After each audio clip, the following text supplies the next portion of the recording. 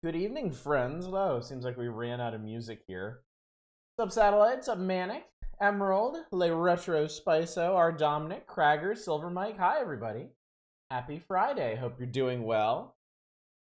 Hope you made it through your week mostly unscathed. I would say. I would say in the final analysis, I did. I've made it to the weekend. I'm ready to vegetate as much as possible. I'm not doing too much tomorrow, but on Sunday we're going strawberry picking. So it'll be some driving and some picking and some enjoying of strawberries. So ultimately worth it. It'll be a bit of something to do. So hopefully y'all are doing good. I also hope y'all understand how much I sacrifice for y'all. My family is watching One Piece right now, and they're coming up on one of the funniest scenes in the entire series. And I was like, how late can I be tonight? And I was like, no, I have a commitment to my people. I have told them 9 p.m. Pacific. We're playing stuff. I will be there. That, as they say, is that. And here I am. Here I sit before you, prepared to embark upon the playing of the video game. And now I need to catch up with chat because, god damn, y'all are chatty. Yeah, April 1st is almost over. I've basically spent like no time online. Any time I've spent online was basically just watching older videos on YouTube. I'm too old and too grumpy. I don't have any patience for April 1st garbage anymore. This has got the most batshit insane Taco Bell ad.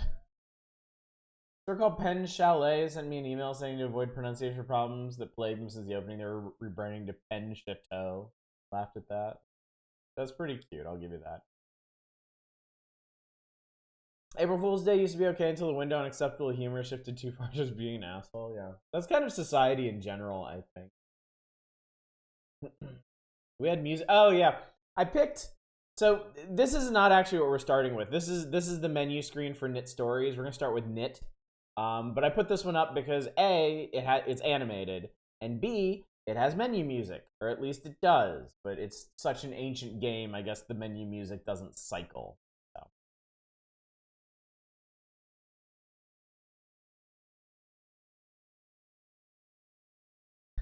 There once was a lass named Knytt who was keen at jumping as she was very fit. Several worlds she explored, and a game everyone adored, now being played by a streamer of wit. I like that. Sadly, I'm going to catch Monday's stream after the fact. I've been hired. Monday's your first night. Congratulations, Manic. Glad to hear it. Glad things worked out. Hopefully it's a good move.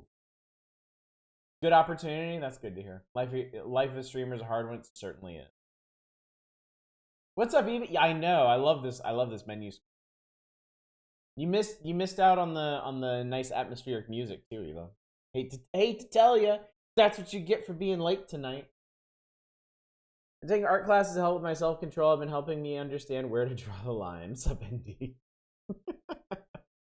If you have a book of these, I'm curious how far you've gotten into it. How many more pages we're gonna have to suffer through.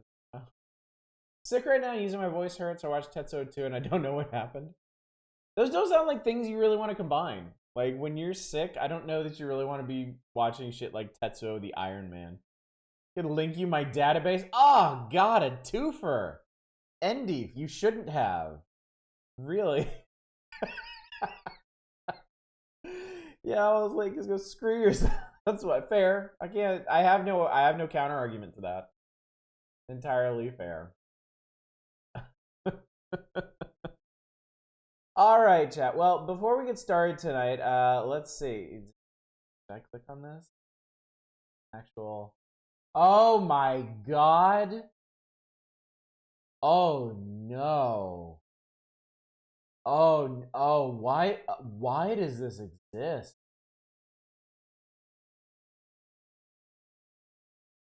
Oh my god. I thought you were joking.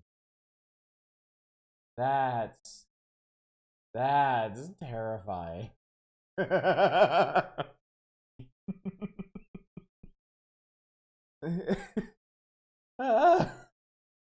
What's up, Harvey Winkles? Is an April Fool's Day? It is now. I made the mistake of clicking on Endi's database. There's more than one tab. You didn't want to know, why'd you click? I couldn't. I can't. There was no. It was meant to be. It was fated. I couldn't. I couldn't not click. I couldn't look away. The screen looks like you're sure. Well, see, I dressed for the occasion. I like to be thematically consistent. So what I can't share is that I also match my underwear to whatever shirt I'm wearing. I consider that good luck. I think it has an impact on the arc of my day, the fortunes I meet during the day. If I do or don't match my underwear and my shirt. No, you barbarian. Oh god. Anyway, before we get started, I had something. There was a thing. It's gone now. Like hole in your bathroom wall. Oh, there's a new emote. Check it out.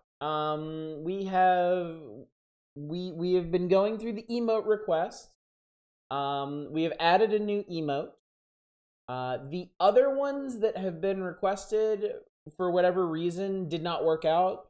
So if you've requested an emote and is not in the current lineup right now, your coins should have been refunded to you. So the queue is currently clear. But yeah, I hope you all enjoy it. It's yep.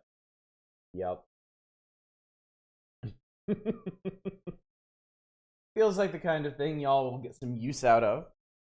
Anyway, tonight we're doing something very special, something that I have talked about doing for a while, and we're finally getting around to, but we're going to explore the worlds of two ancient indie games, Knytt and Knytt Stories, both of which were created by a creator named Nicholas.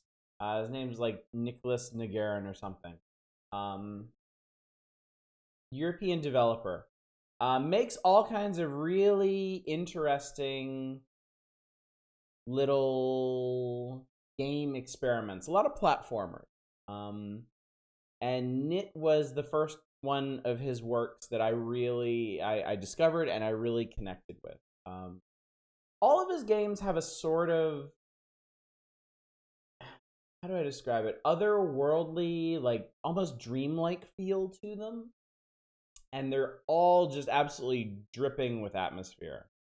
After I discovered Knytt and Knytt Stories at the time, I went through the rest of his games and consumed them all. But Knytt, the Knytt series is it's very special to me. It was kind of a landmark in gaming for me, and as time's gone on, I can see where it's been pretty influential for later games that have come along too, and I think you may get a sense of that as we play them. But yeah, the plan for tonight, we're gonna play the original Knytt. I forget how long it is, but we'll definitely be able to finish it tonight.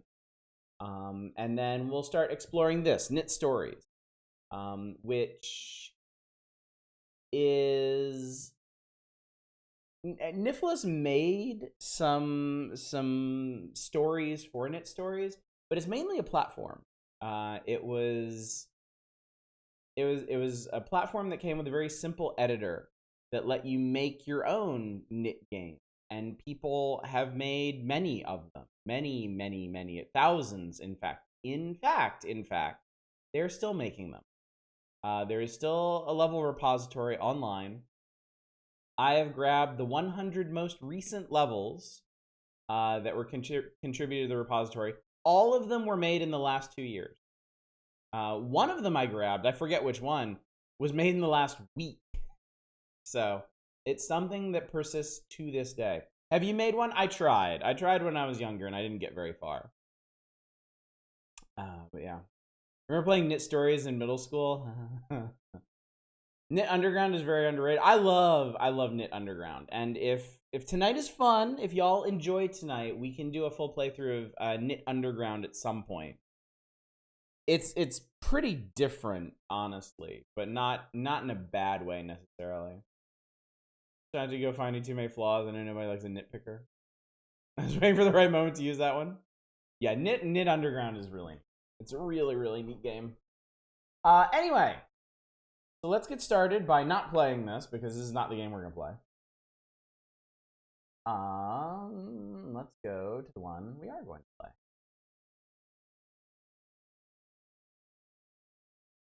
And you can see it originally plays in just this itty bitty teeny tiny window that I then full screen and it uses a little bit. Remember the Knytt level maker allowed for a glitch to zip around a level of walking into a screen that got you stuck between two floors? I have a very vivid memory of exploring that. Kirby! Oh, y'all discovered that I started up the May Community Night Challenge. I did do that. And if you want to throw your coins in and make sure that happens, feel free. Also, I think I forgot to announce it anywhere, but the change my background reward is back. Now that we're done with Kirby, if y'all want to change that background, feel free. Anyway, let's play Knytt. Alright, we have a tutorial.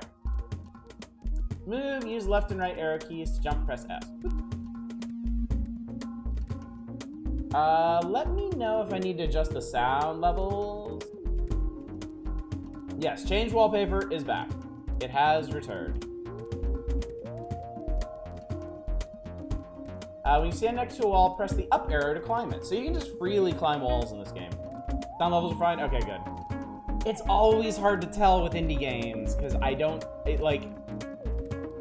I'll be straight with you. OBS is telling me this is really loud for y'all, but it doesn't sound loud to me, so.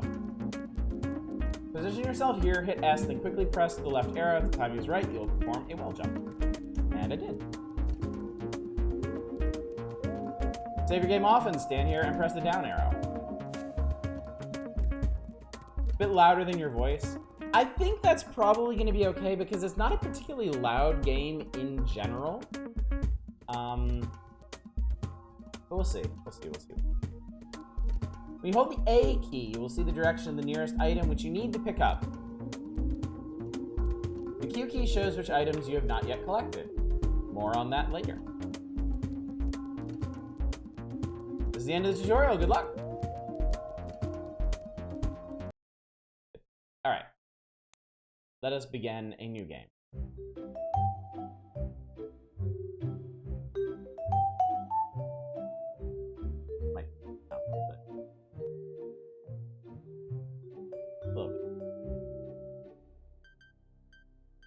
This is Knytt.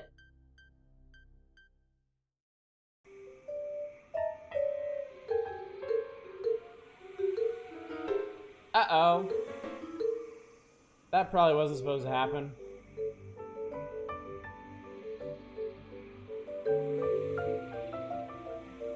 That's to the English Knytt. I blow my nose at you. Doink. And Mondays, am I right? Uh-oh. Old indie games are so cool. Old indie games are so cool. So I discovered this game when I was, it was after college. I was living in Japan. This is not a cutscene, by the way. We're actually playing, but yeah, I was living in Japan. I had illusions that while I was living in Japan, I was going to get away from playing video games and do some other stuff. That was dumb. Of course, that wasn't going to be the case. So I had a laptop, and I had plenty of time on my hands. And I started exploring. I started finding out about indie games from other folks online. And this was one of the first games that I discovered. And it had a huge impact on me because I didn't realize that there were games of this quality flying so far under the radar. I didn't really realize like what indie developers were doing and how they were pushing the ideas of different forms and different genres. Until I get away from video games, the country will release a new Dragon Quest game is practically a national holiday. Well, for one thing, I never did learn to read Japanese, so it's not like I could easily play releases in Japanese there. And for another thing, I thought I was going to be very busy there with my job and just learning to live there. But of course, I was very wrong about that. So I got a laptop and I got back to gaming. I did a lot of gaming while I was there. Anyway. Whee. Hi. So there's no dialogue in this game. This is it. We're just here. Q shows us this menu. A shows us where the nearest thingy is. Basically, we need to fix this guy's spaceship if we're ever gonna get home. That's just it.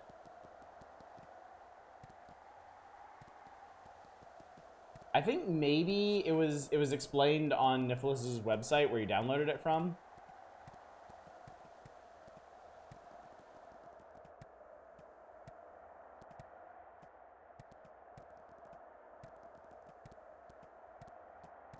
Yeah, that's pretty much all the story you're getting with this one. And it's kind of all the story you need. What's up, 2-Hit?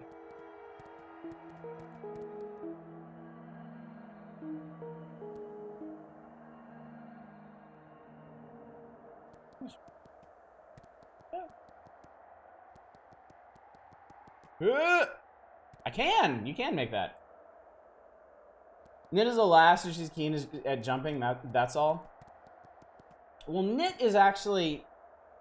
I don't know this character's name, actually. Knytt is the name of their species. In Knytt stories, you play as a specific Knytt named Junie.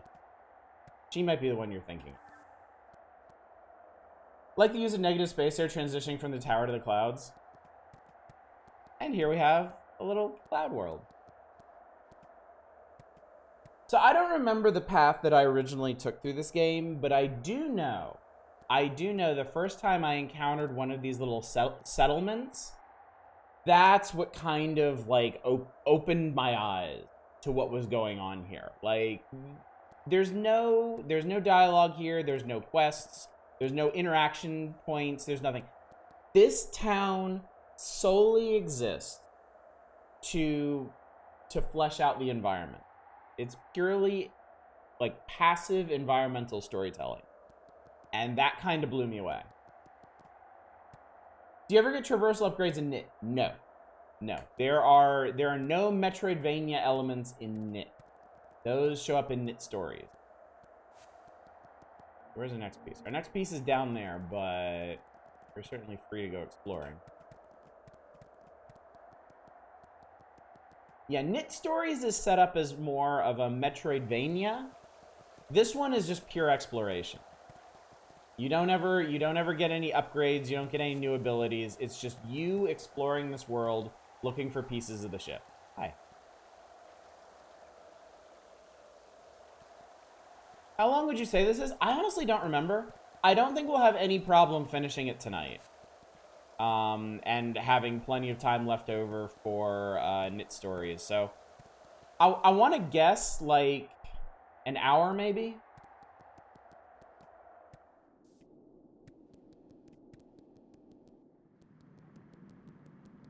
Actually, I just realized something. Oh shit, I just realized something. I can't remember if you can swim in this one.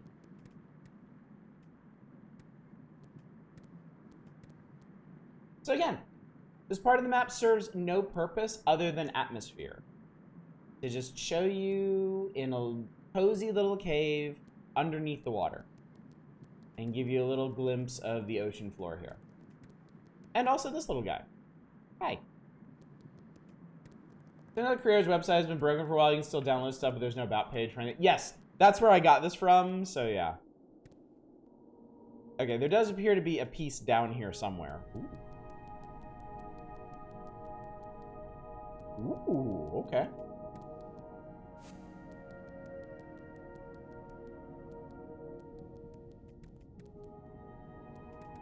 Looks like maybe we went past it. Ah, it's on the screen above.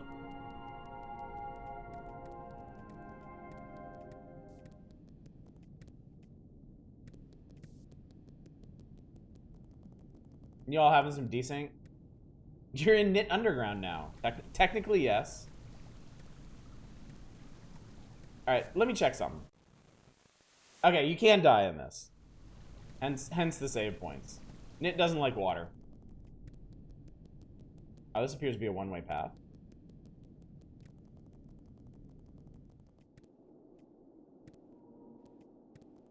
Piece over here. Ooh. I mean, Twitch desync constantly for the past 2 weeks. Oh, hello. Look at these little dudes. Remember playing Flash games on school computers instead of doing schoolwork? Cheese toast. I'm gonna tell on myself here. I remember playing old edutainment DOS games on school computers instead of actual work. That lemming is fishing. Actually, that lemming is cooking a hot dog over the lava.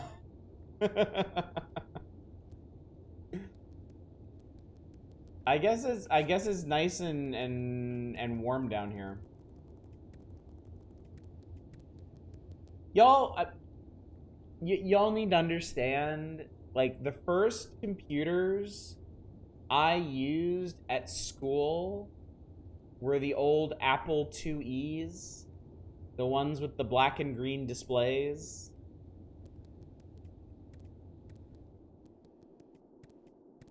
You were using the card system. When their legs get more cooked than the hot dog, you would think so, Alster. You would think so, but we don't fully understand the physiology of these creatures on this strange world. You had Mac Pluses. To be honest, that says less about your age and more about your school. True. That is actually also true. The internet was a thing when I was a kid, but the schools that I went to tended to be underfunded. Oh, I think we're closing on another piece here. Carrying around boxes and boxes of cards. Math Mountain game? Yes, I remember that. Oh! Oh, this is an enemy. Oh, does Knytt? Oops. I think this is something that I forgot to tutorialize me on. I think Knytt glows red when in the presence of an enemy that can actually harm them. Internet did not really become a thing until after I graduated high school. We were doing internet stuff from middle school, I think.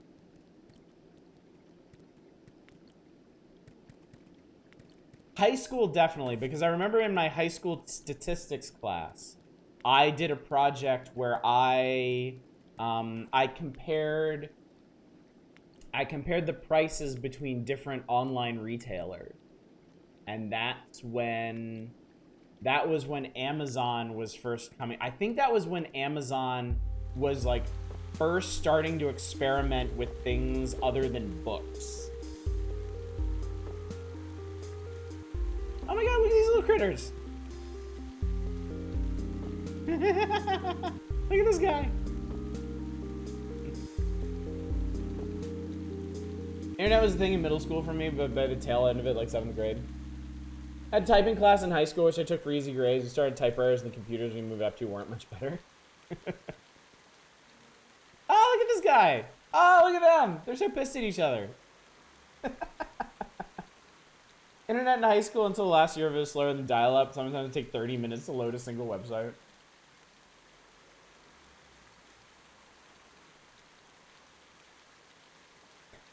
I remember going...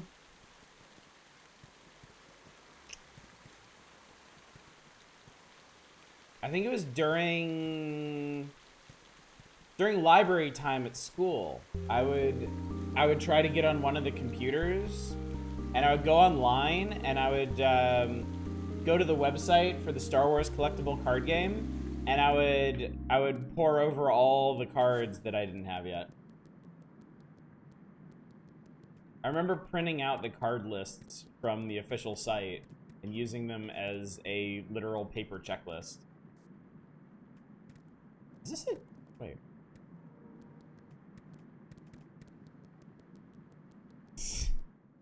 I see Ianak in the address there. I know what you're getting at there, buddy.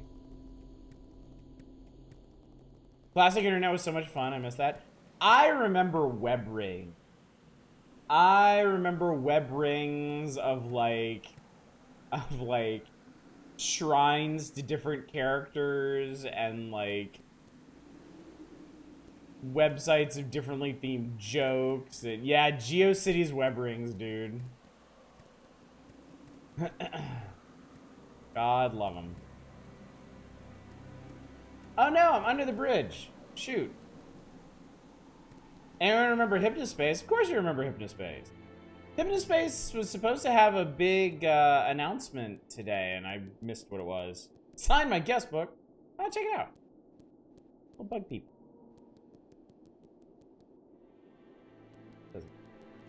Didn't really bother too much with school computers. My dad was an IT guy. We always had a computer at home anyway. I mean, we had a computer at home. Like, my parents had a Commodore 64 when I was a kid. Hello.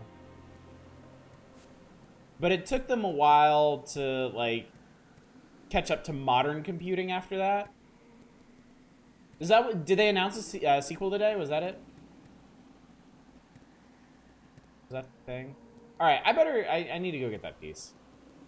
Otherwise I'm gonna get lost.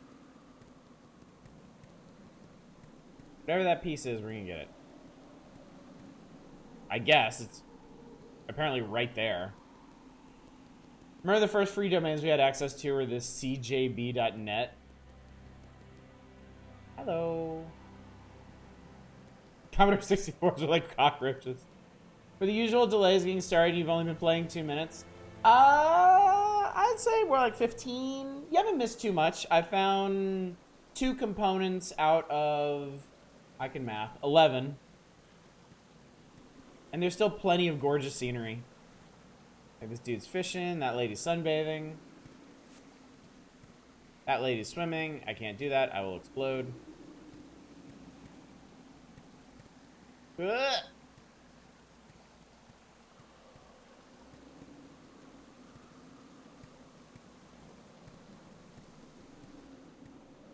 Oh, I think we can get that piece now. We travel across the clouds. Yeah, it's over there. Can't reach that one up there.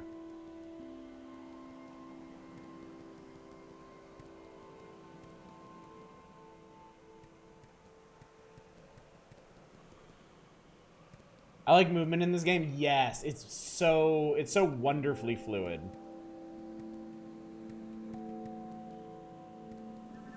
Hey, we got and it's another Skytown. That's cool. Have you played Inglet? No, I haven't.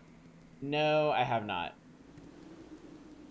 I have not played Nicholas's 2 most recent games, Ernog Unlimited and Inglet. I need to do that. Moving the Knytt character does remind me of when birds bob and jump to move. I love how simple Knytt's move cycle is, because they're just hopping. They're just hopping like a little field mouse.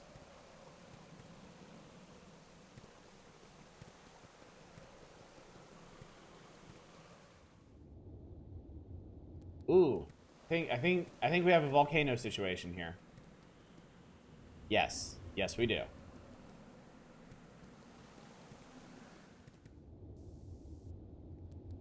Yes, we do.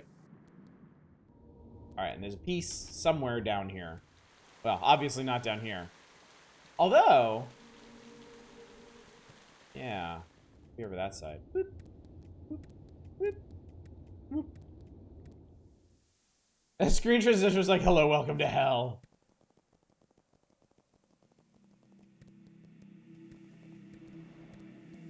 Actually, did we go past the caldera? Oh, yeah, we're just on it. I wasn't sure if there was an extra screen there or not. Okay, so this is that was a save spot. There are not many ways to die in this game, but you can die. This is big. This is a big thing for me, and I know I've talked about it in other games, but honestly, like I feel like so few games get this right. This one does, and this was the first game where I really noticed this, and it's one of the reasons why this game is like a formative one for me. It opened my eyes to a lot of things, but one of the biggest things is it made me realize how much I enjoy the sensation of being on like a grand journey, like a long journey from point A to point B to point C, and feel like you're actually moving, you're actually making progress from region to region. And this was the first game that really made me realize, it made me realize how much I enjoy that. You know, you wander through this nice grassy area. There's a big bridge. There's folks fishing and swimming and stuff, and then you come to this big volcano, and there's a path under it that you wind your way through. You come out the other side, and it's like you're in a whole new region. You're in a whole new area, completely different region of like cactuses and little bug people and stuff. And then you think back, and you're like, wow, how far have I gone from where I started? And then you start thinking about all the locations you've been to between here and where you started, and you're like, wow.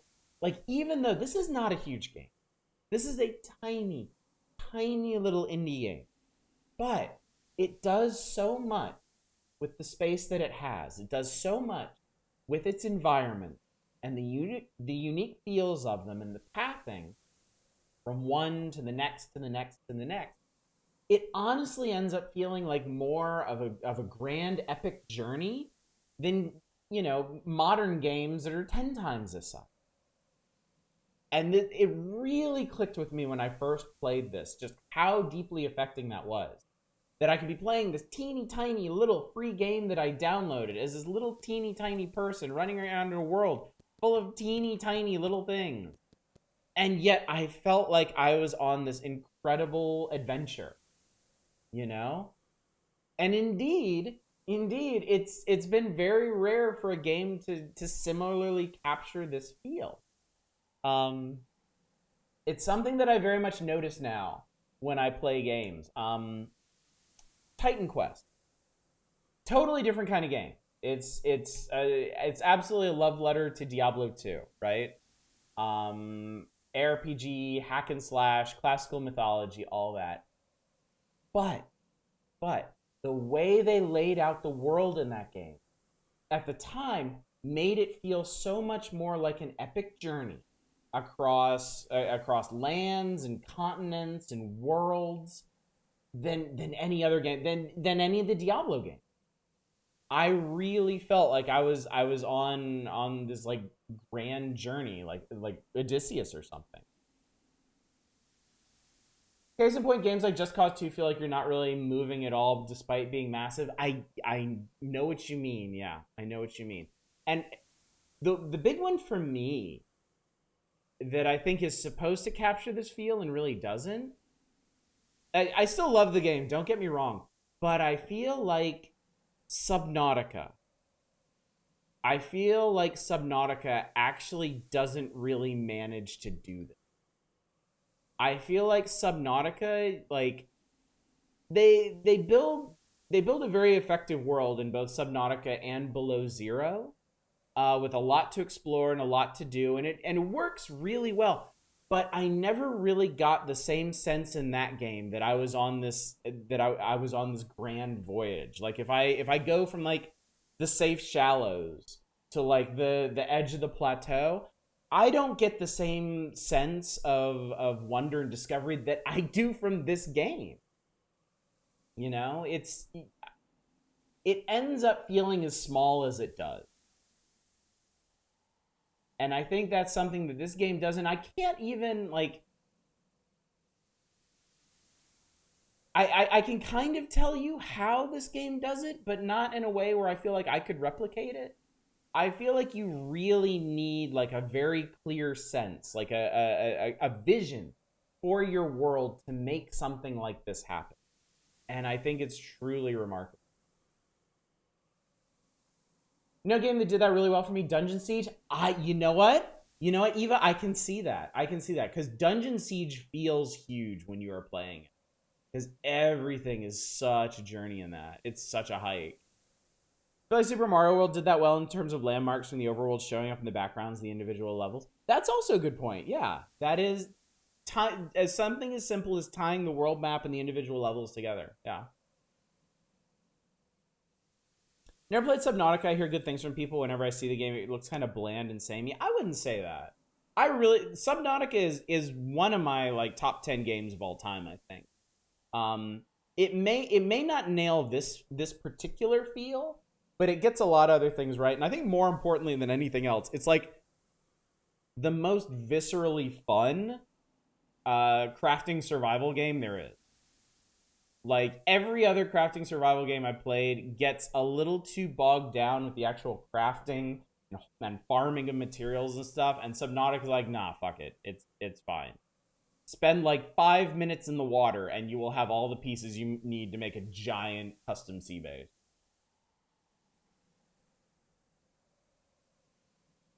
And you don't have to wait around for things to cook or anything like that. It's great. I love it.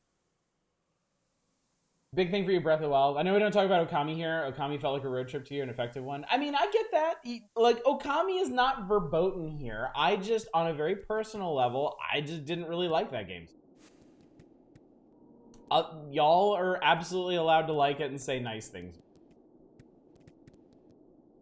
Elden Ring does that well. You can really feel it when you go to a new zone. I am very much looking forward to playing that song. Oh, wow.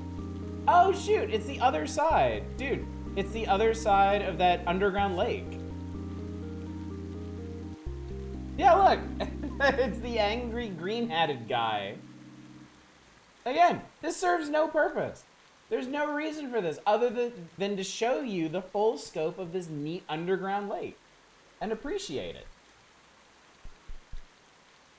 That's the element of Elden Ring I really, really enjoy. Oh, I'm somewhere different.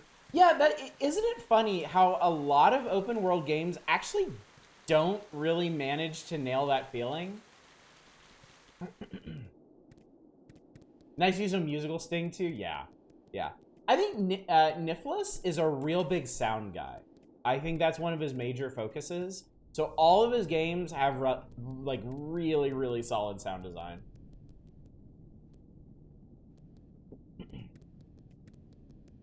Forgotten Land had a good road trip feel. Forgotten Land did feel really nice, too.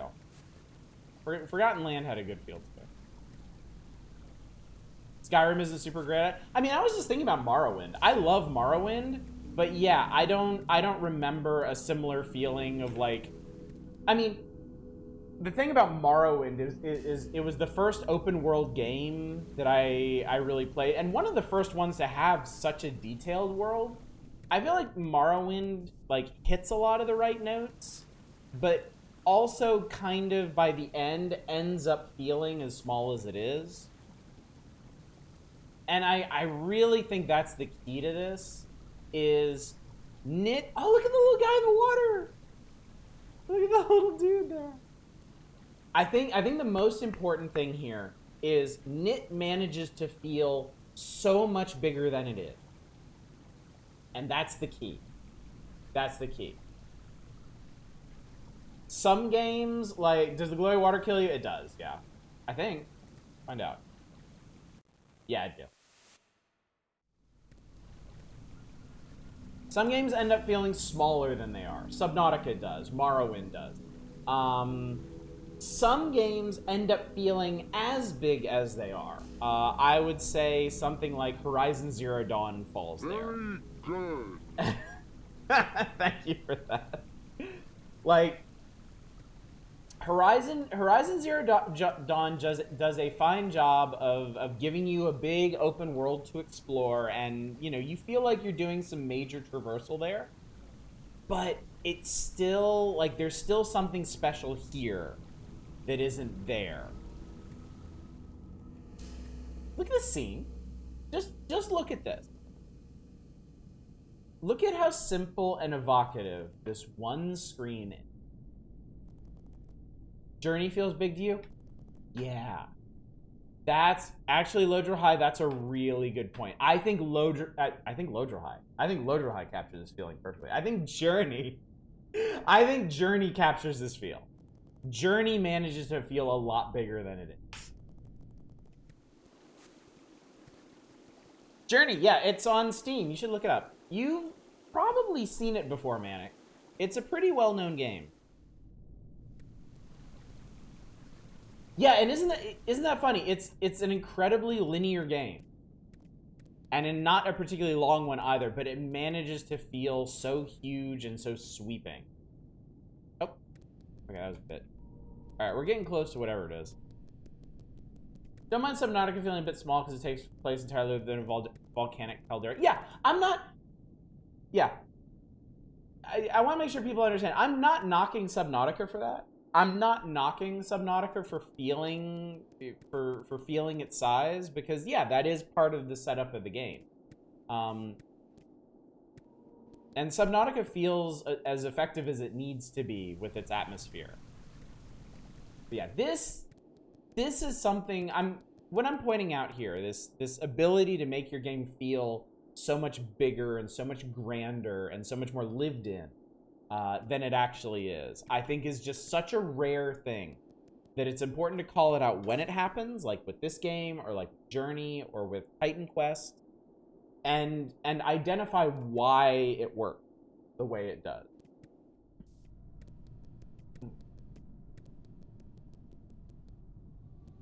Aha, there it is. All right, we're at 4 pieces out of 11. Now see here again, like we've traveled very, very far from our start, and we're in some kind of weird, like dark, almost industrial looking area that we're only because we're focusing on tracking down that piece, we've only seen a tiny little bit of. Yes, the glowy red stuff definitely kills you. Glowy red stuff is lava. Any liquid in this game, any pools of liquid are gonna kill you. As far as enemies go, Knytt will actually glow red when there is a hostile enemy in their vicinity, so you know to stay away from them. Genshin Impact's an interesting case of almost feeling it's got a decent scale, then you look up and the draw distance is so long because it's true size away. Knytt are soluble, this is canon. Stand in one region and look and see a mountain of another region across the ocean. I think that can actually be really cool in a different way to make the world feel more connected.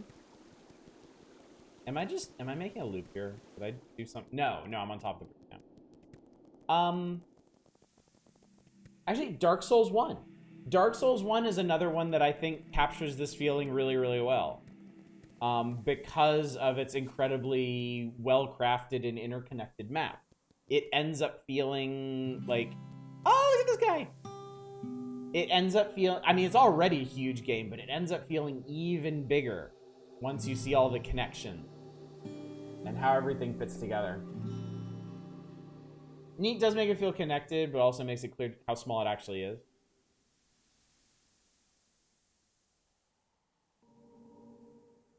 I actually need to be heading that direction. What's up, Sacrificial Toast? Good to see you. Hope you're doing well. I think I might have actually screwed up. I can't get back up there. Unless I can somehow jump on this guy, which I can't. I'd say Dark Souls isn't really that big, at least once you know the game, it actually feels kind of small.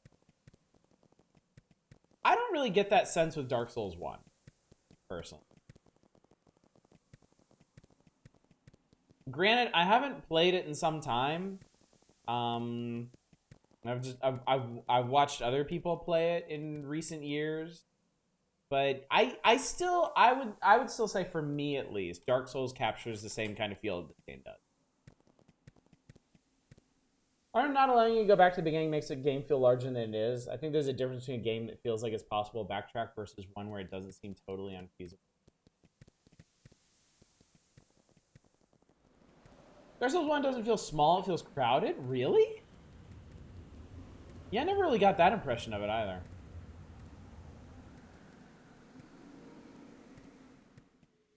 All right, so we've crossed another volcanic mountain. And now we're in a foggy area.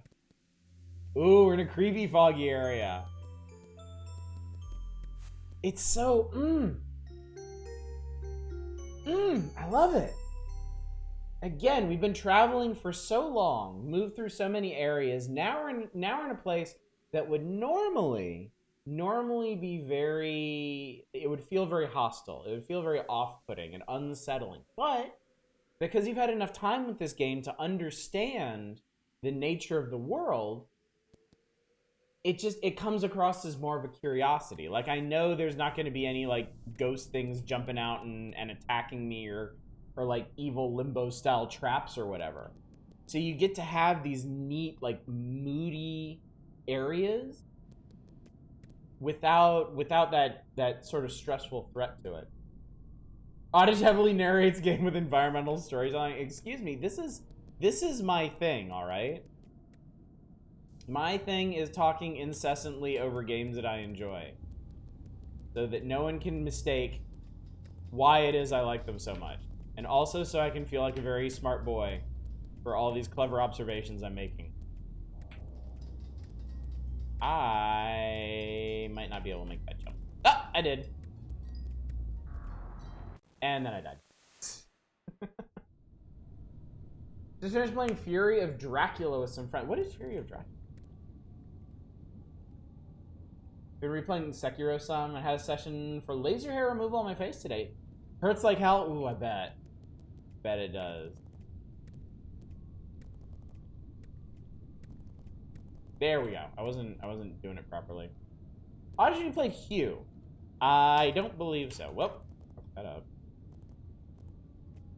Does not sound familiar to me. That's probably the hard way to get here.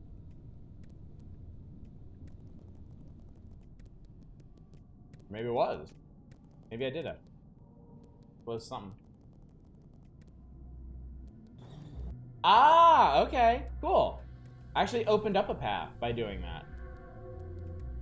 Oh, you do that. You do that so you can do this. And get a piece. All right. All right. Where's the next one? The next one, you just keep going.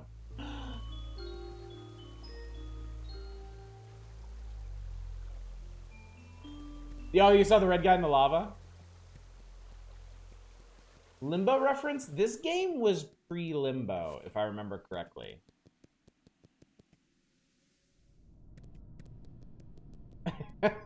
You would say that. You cannot push the nice lady. Also, what's up, TCP? Hope you're doing well. That's the other thing about this game is, as time's gone on, and I've played more like atmospheric exploration-based platformers, like, you know, like Limbo and Inside.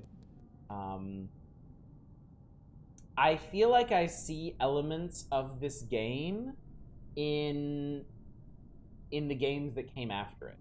I feel like maybe this game has had more influence than a lot of people know. This one is just Knytt. We are not playing Knytt Stories yet. Knytt Stories will be a little bit later. Glad you're doing well, TCP. Glad to hear it.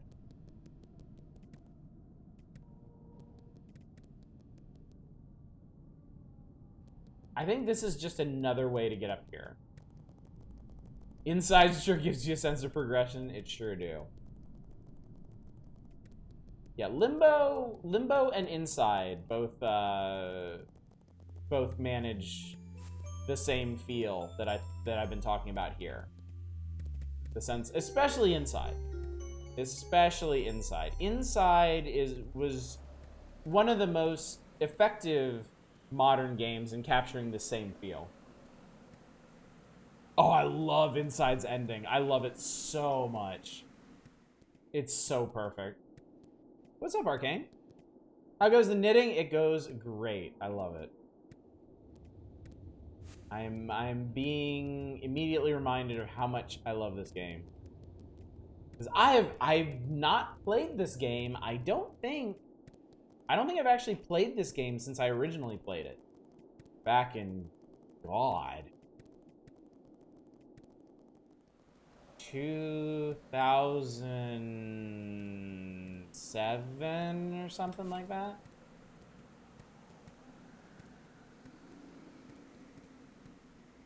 All right, new area.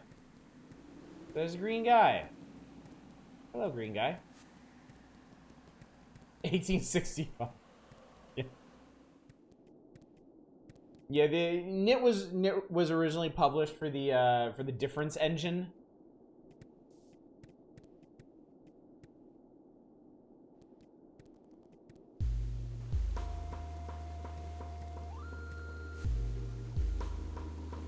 Still going apparently.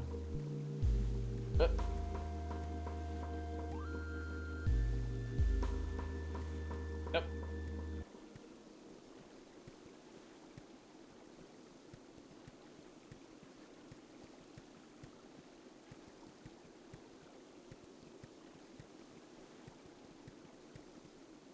I'm pretty sure I can make that.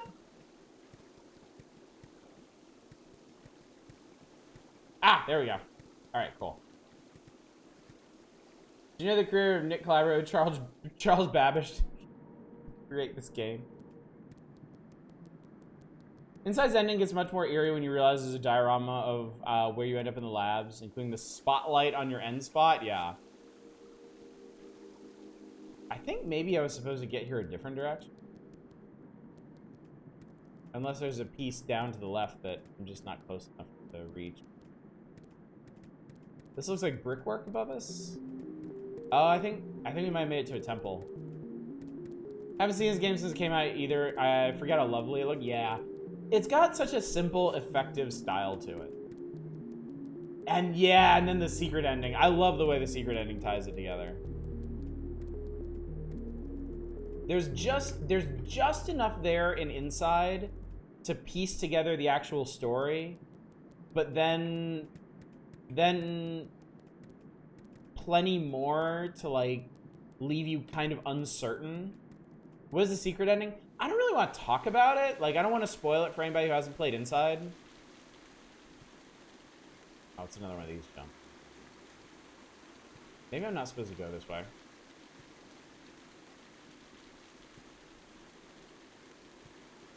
Oh yeah, if you thought we were talking about Knytt, there's no secret ending for Knytt. Aha, there we go. Ooh. Up above me.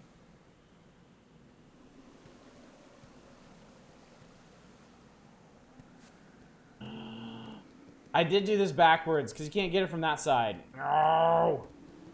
Down here. Whee! The ocean. All right, so I screwed this up. I did this the wrong way. But now I'm kind of curious, what's down here?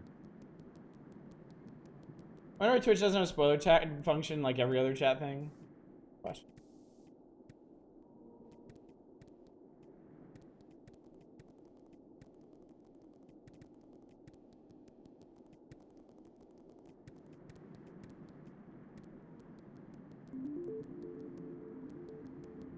Oh, okay.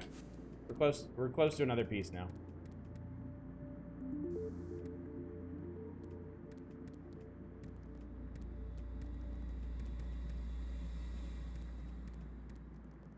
So now platforming gets a little bit trickier.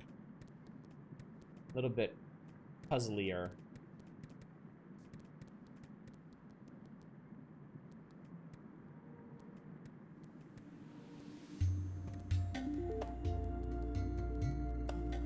Aha, here we go.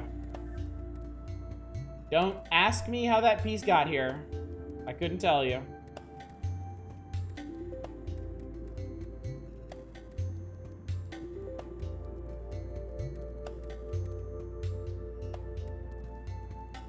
I also like how music is used in this game very sparingly, but also very effectively. Nicholas has a really good sense for when to bust out with the background music.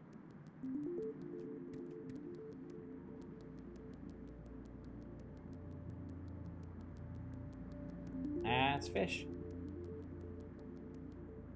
Oh no! Alright, I guess we gotta go overland for that one.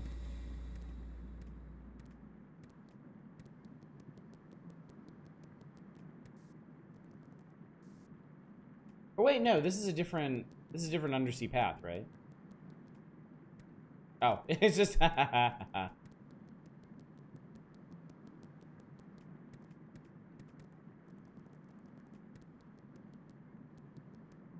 Also helps that the music itself just feels relaxing yet adventurous. Yeah, yeah. It's got just enough power behind it to really sell that sense of being on a journey without being overwhelming to the actual action. All right, so I'm glowing red, which means this thing can kill us. We'll just stay the hell away from that. All right, I think we'll probably. Oh, hello. Check out this charming boy. Music says, this is interesting, let's see what it is. Yeah, exactly.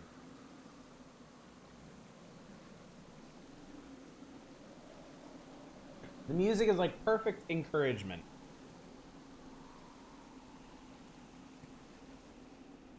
See, the dope fishes evolve to live on land. Alright, well, I guess we're going this way, then. Oh, nice. Aha! Here we go. Okay. So this is, I think, how we get over this way. Yeah! Oh.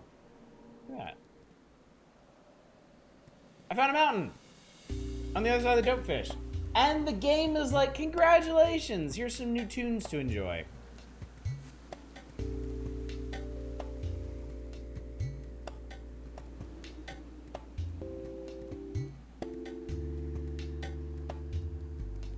Whee!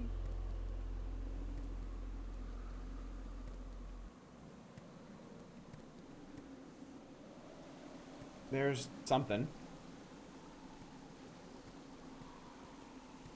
Ranking of Kings manga's English translation just got called out for copying a majority of lines from a scanlation. Oops. Okay. Oh no! I just dropped into. Wait. I've been here. Wait, this is new. Oh. Oh, cool. All right. This was where I was supposed to go. Sweet. All right, don't want to touch those. Decided to watch DBZ again? Always a good decision. All right, I bet we need to go this way because it's the most hazardous way.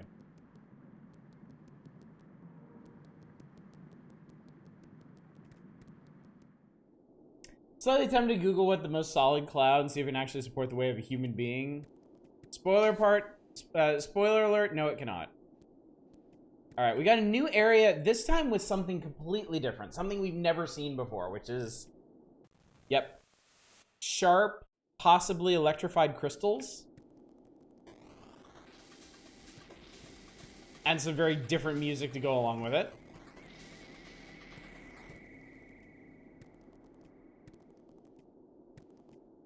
I saw someone set up two chat rooms for the Twitch stream, one for spoiler discussion. Unless the audience is big enough to keep both chats interesting, it doesn't really work. God. Thank you. Here we go. New kind of desert. We've made it all the way to a new desert.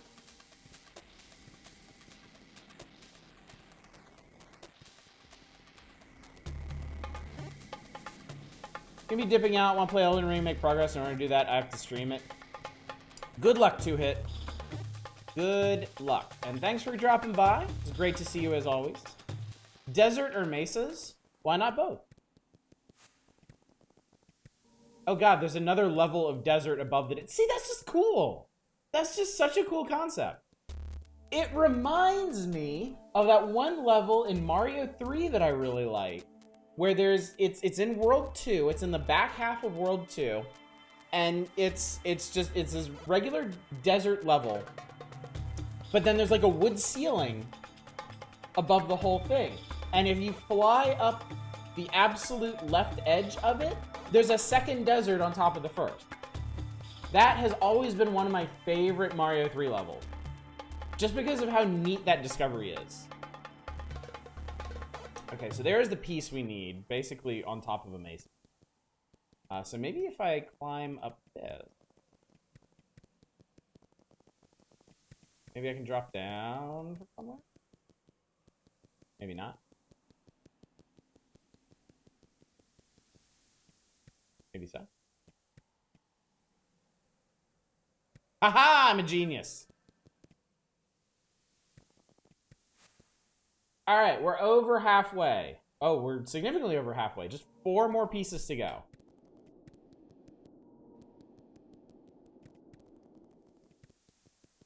And it ain't that way. Wait. Oh, no. That was... Yeah, that was the edge of the world up the top. So that means there has to be a cave down here going even lower. And underneath... Yeah, here we go. This is the stuff right here. All right, what's down here? Oh, that's... Maybe this is where we're supposed to go. Looks nice and challenging.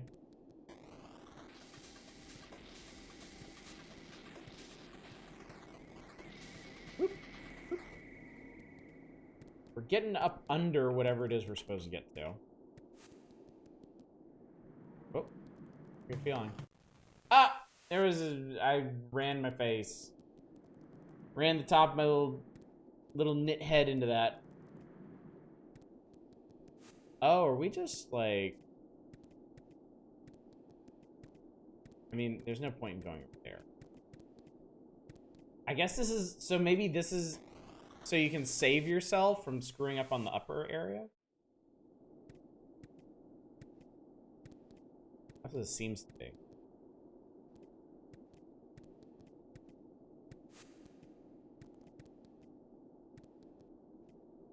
So I was wrong, actually. This is the bad place that you recover from. Oh, shoot. Okay.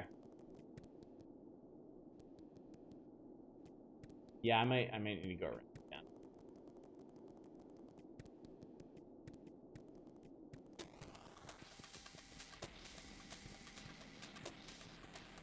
Music just makes me smile. This makes me happy.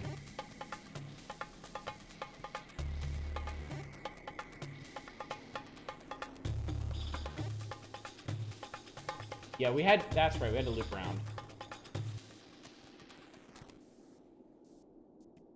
Okay, then, yeah, okay. Over here is where we want to be. I was doing... Okay, no, we don't want that. I was doing too much exploring before. Okay, this might be a bit... Ugh, got it. Whip. Whip. Oh boy. Okay. Right?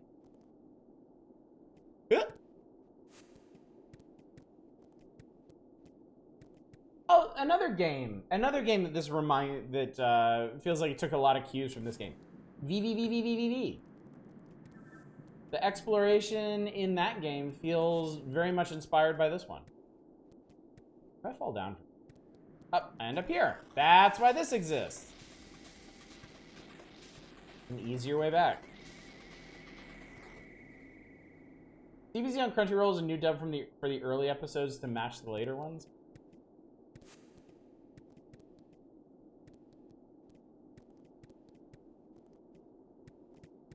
Alright, so next piece... I think we may have skipped one. I want to get back up to the cloud layer. I think there might have been something there. Oh, yeah. Alright, we need 3 more pieces.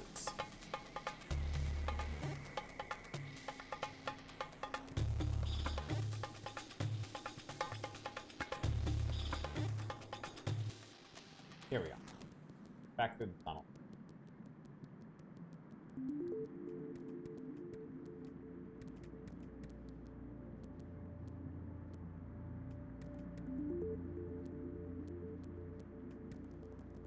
So at this point, I think we may have run the length of the world.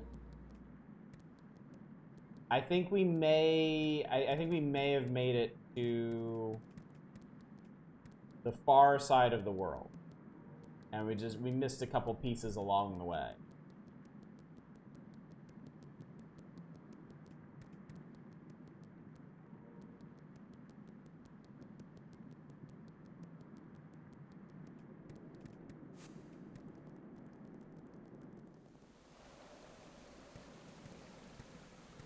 Watching DBZ for the first time, really enjoying it. It's a fun show. It's really fun. Okay. Yeah, seems like there's something up in the clouds here. Okay, that was a mistake. That was a mistake.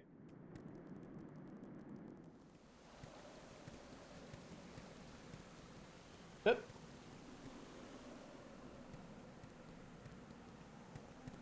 Alright, I think there was a second cloud layer up here. I go like, whoop up. Yep, there we go. Up. Yep. Whoop. Whoop. Up.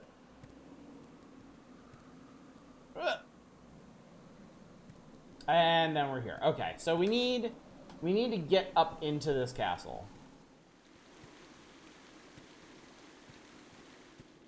That's simply the way it is. And not accidentally do the whole thing back like I did.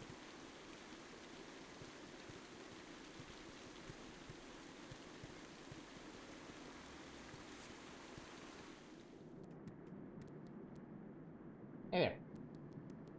There's a monkey construction man down. Oh, there's something under me too. Ooh, okay.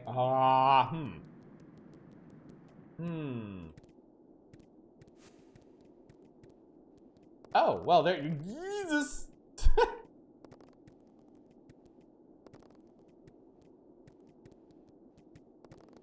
Yeah!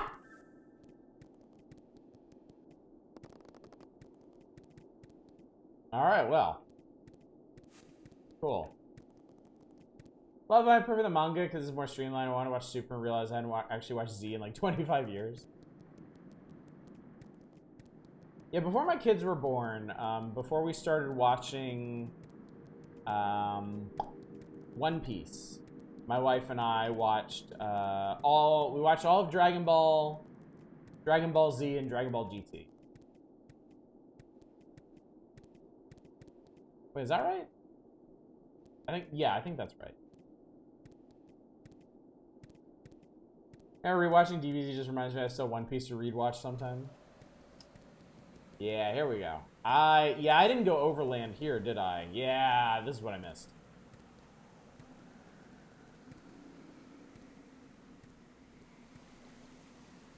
GT didn't need that. Yeah, that was. We might have stopped somewhere in the middle of that one actually. It was not great. Look at this. Pretty fountain.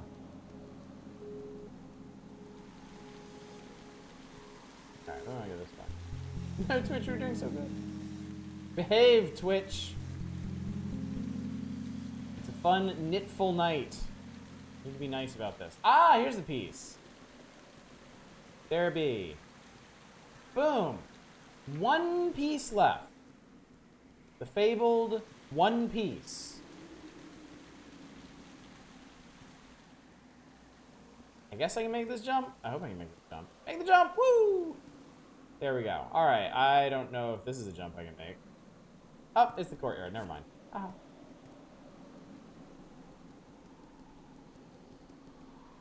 I bet this last piece is somewhere really close to the start and I just totally missed it. Kind of like GT's non-canon ending. Hey, what's down here? It's up there. Neat. Interesting way to end a long-running shonen.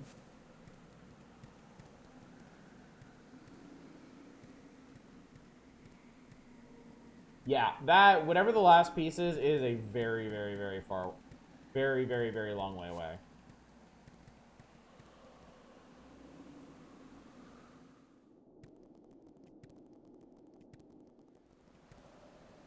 But of course, so is the beginning. Because we're going to fix the ship, we need to actually get back to the ship. Yep, it's still great distance.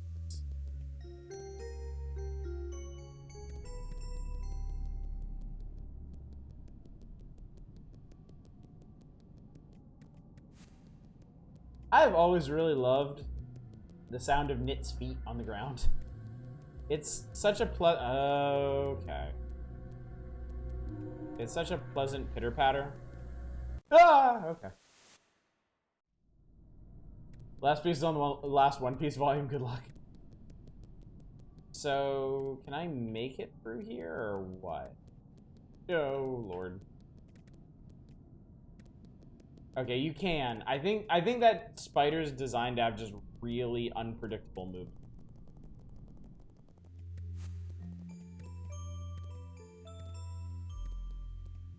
Don't hear Knytt's feet at all. You might need to turn up your audio, Manic.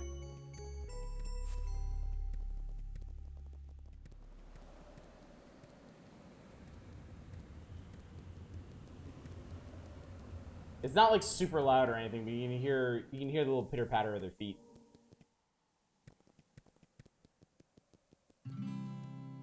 Whoop. Getting.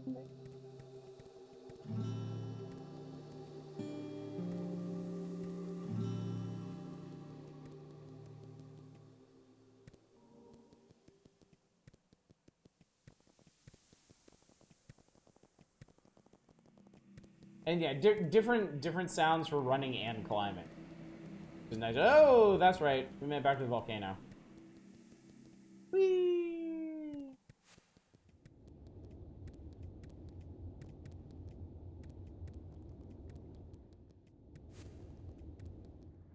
These chords are like my favorite.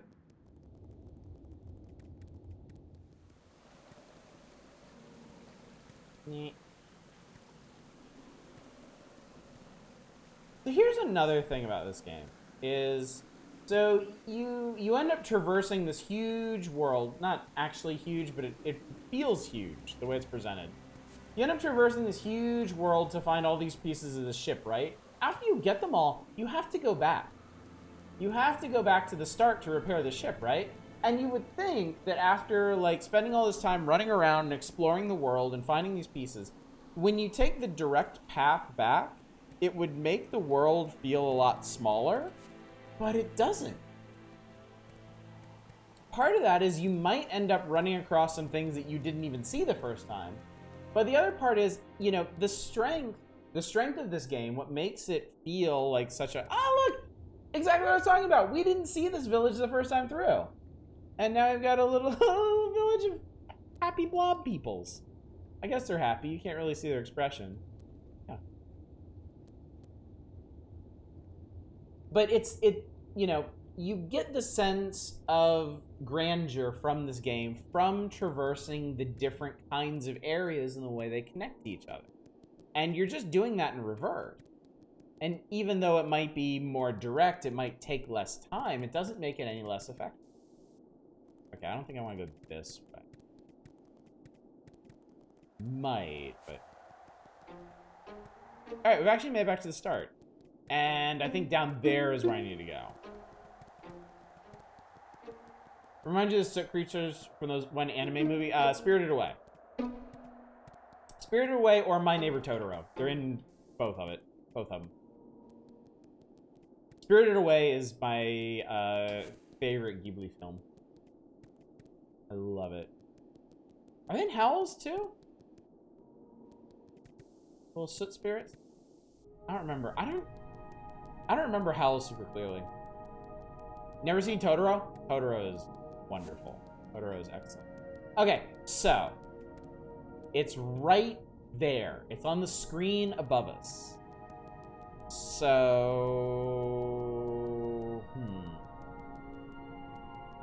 might need to wrap around? Did I come through here? I don't remember this music. Howl is not super memorable in general. Howl has a really odd story that I feel like is kind of hard to follow. Ah, here we go. Okay. I must have gone straight through here and not come up this way. Yeah, okay. Ahaha.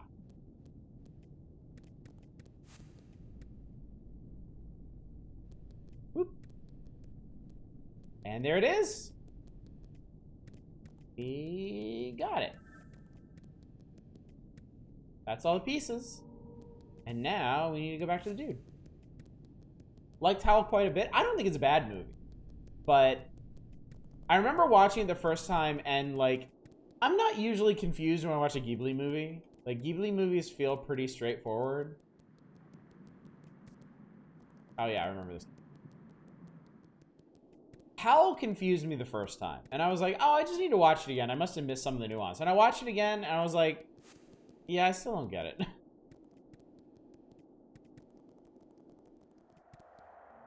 All right. And we're back. And push up. Later,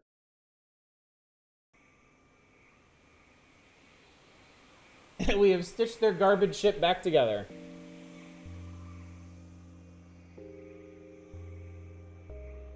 How really made you want to read the novel it's based on?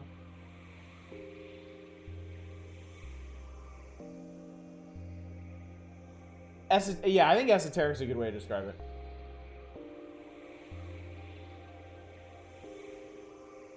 And I think comparing it to Spirited Away is smart, because Spirited Away is kind of complicated, relatively, for a Ghibli movie. But it's not hard to understand. It's still pretty easy to follow that complexity. So you go home, and you go to bed. And that's it. That's Knytt. Incredibly simple game, but incredibly effective. This brings back so many, I mean, obviously, because I've been yammering about it for the last hour. This brings back so many of the feelings that I felt when I originally played this game. And how impressed I was with it. How it just set my imagination to turning. But yeah, I love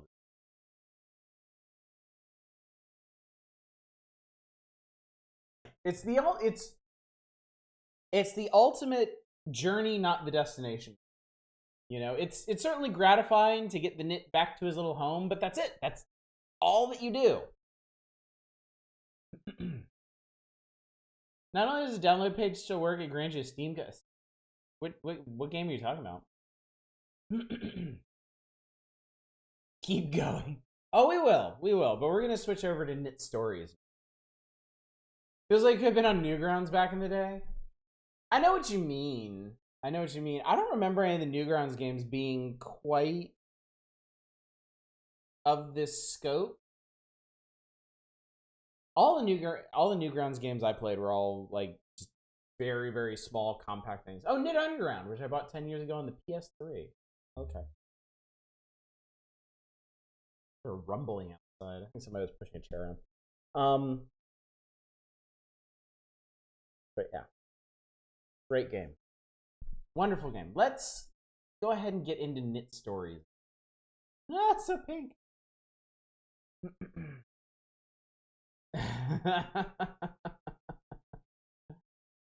Hey, what's up, Shadows? How you doing? I hope you weren't curious to see Knytt because I just finished it. We're gonna do Knytt Stories now.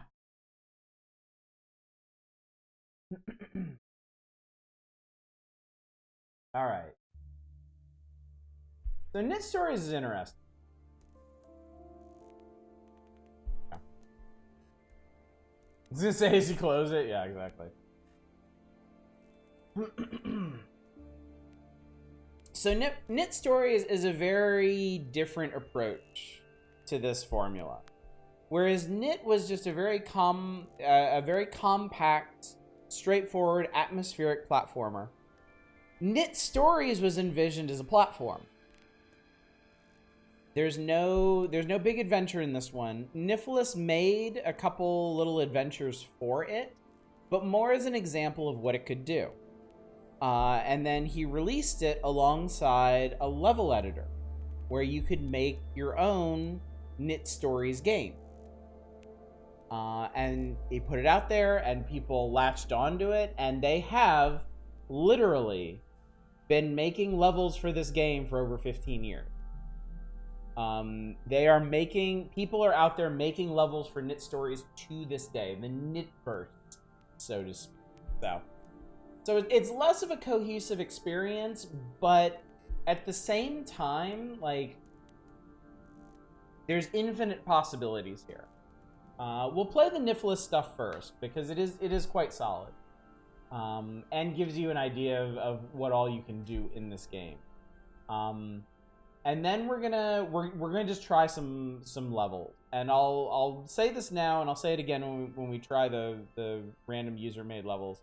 I just grabbed the 100 most recent levels that are on the website. I haven't vetted any of them. They could be anything. So just bear that in mind. Is Knytt Story the one where you fight demons, Avenger Pet Rabbit, where they... I think you may be thinking of another storied series. Let's do the tutorial first, because this one actually has some different mechanics to it. Also, different character. This is Junie. Junie is a Knytt, but she is not the Knytt from the original one. That's Doom Stories. Junie cannot climb walls yet.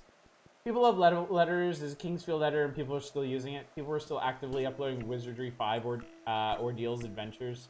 Through the announcement, release the Steam version. Press S to jump. Don't mind if I do.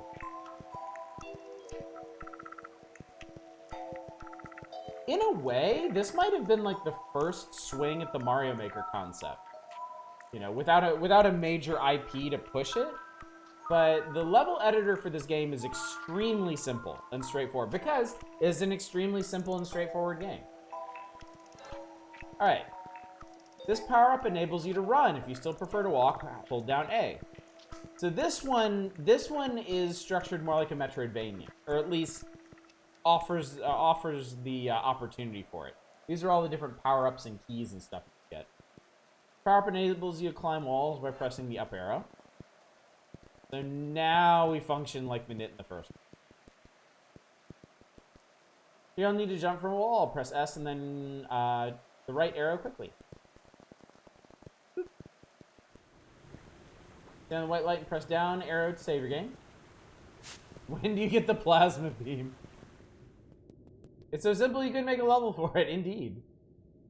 So simple even an idiot can't do it. This power-up enables you to make higher jumps by holding the S key longer. So now, instead of jumping like 2 squares, we can jump 3. With a double jump power-up, you can jump in the air. Try pressing the S button twice. Whoop. Whoop.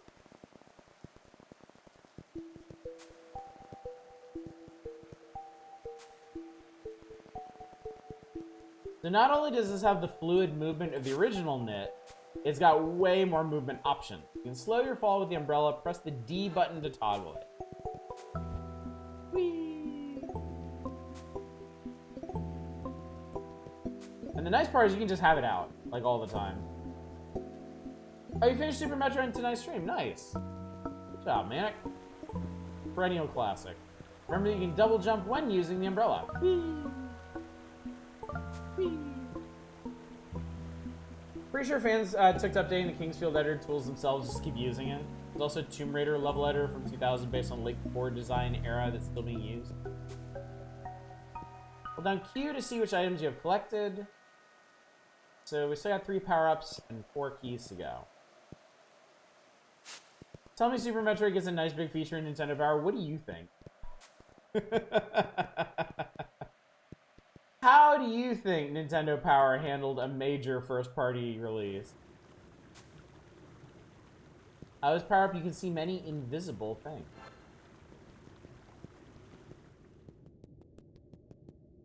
Nothing invisible here. Try and go back to the place you just came from and take a look around.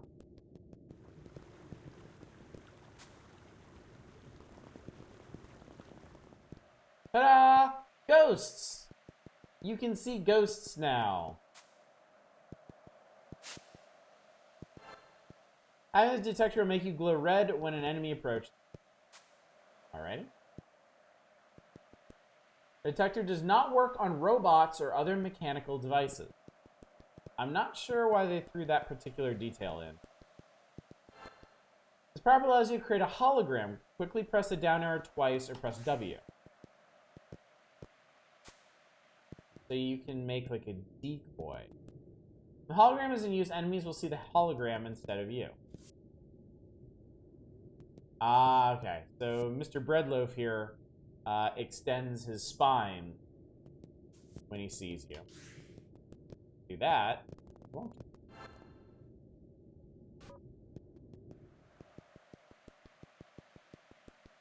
And that is how you play Knytt Story. Alrighty. So, I have a giant assortment of levels here, which come with tags, so we can sort them into different types. There are tutorial, challenge, puzzle, maze, environmental, playground, and miscellaneous. There's difficulty levels that the authors can tag them with: easy, normal, hard, very hard, and lunatic. And then scope: small, medium, and large. The first thing we're going to do is we're going to play the stories that Nicholas himself made for this. It should be right around here. Yeah. We'll just go kind of in order. Strange Dream.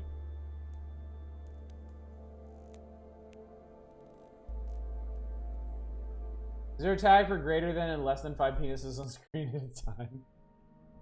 In a little house in a misty swamp, Mother Knytt puts her baby to bed. That night, she has a strange dream.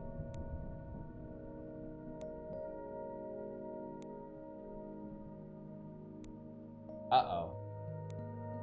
Sun rises on the little house. Little Knytt is gone. This is what happens next.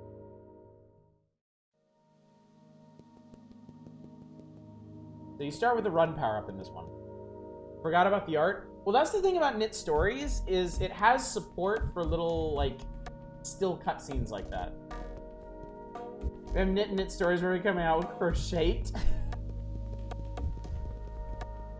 Current mode, easy. Press down arrow to change. Let's do normal.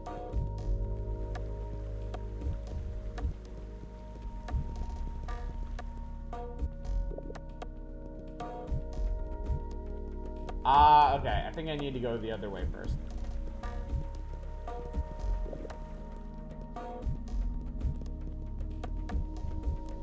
Did you know that this game also has coyote time?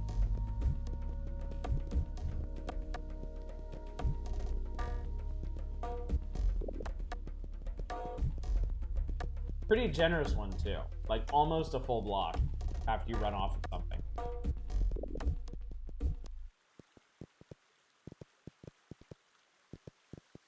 Oh, the difficulty thing went both directions.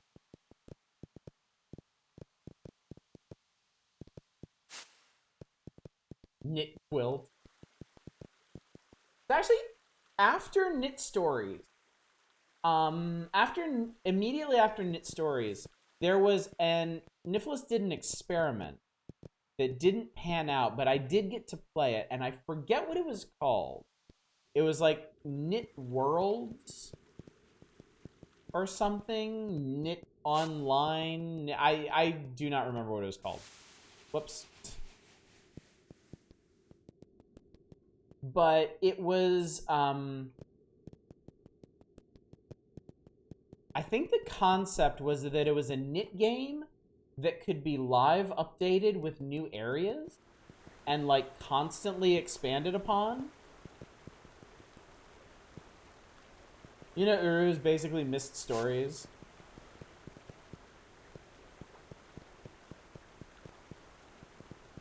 Run, run, run, run. There we go. Can't go that way yet.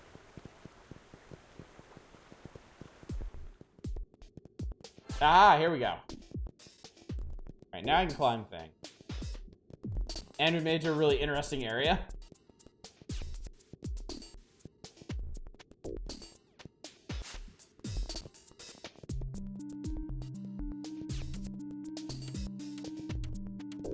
Now we have the swamp section.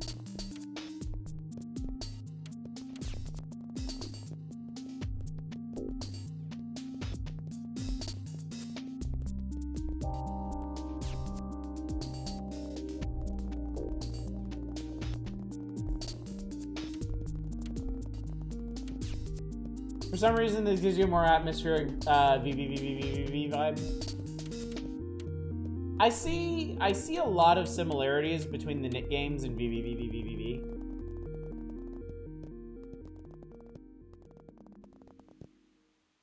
I wonder if it was supposed to come out here yet, or if there's a power up under there. Not sure.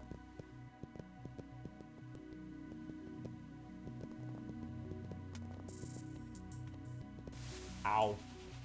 Not gonna lie, down to see more short freeware games between this and Shizomythos. I can definitely do that. There are already a couple that I would like to play. Of a couple different genres. But yeah, I mean, y'all know how I feel about indie games. Y'all know I love indie games. And honestly, I think the little experiment... Oh man, look at this. Man, look at this area. I think the little experimental games like this are some of my all-time absolute favorite. This is the kind of stuff I really, really enjoy playing.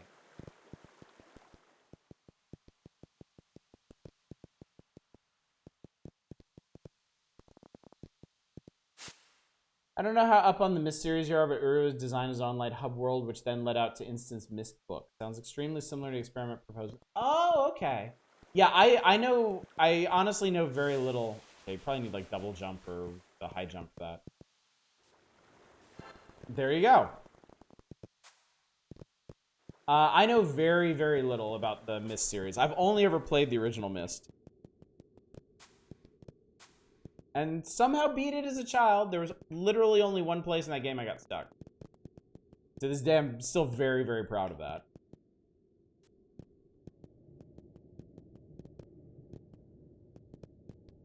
There we go.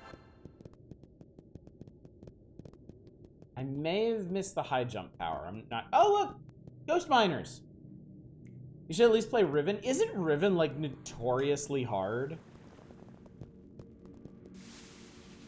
Oh, the drippy stuff from the ceiling hurts you.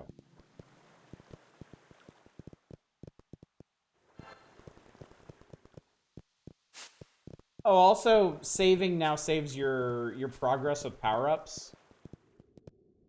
Was the underground tunnel because the underground railroad and Myst can go off itself? It was... There's an underwater spiral staircase somewhere in it, and there's a door off to the side somewhere, and I missed that door.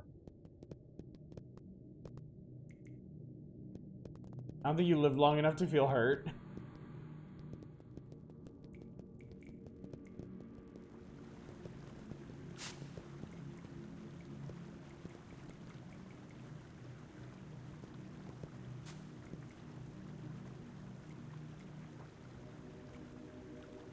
Probably because they're the best one. It looks incredible still.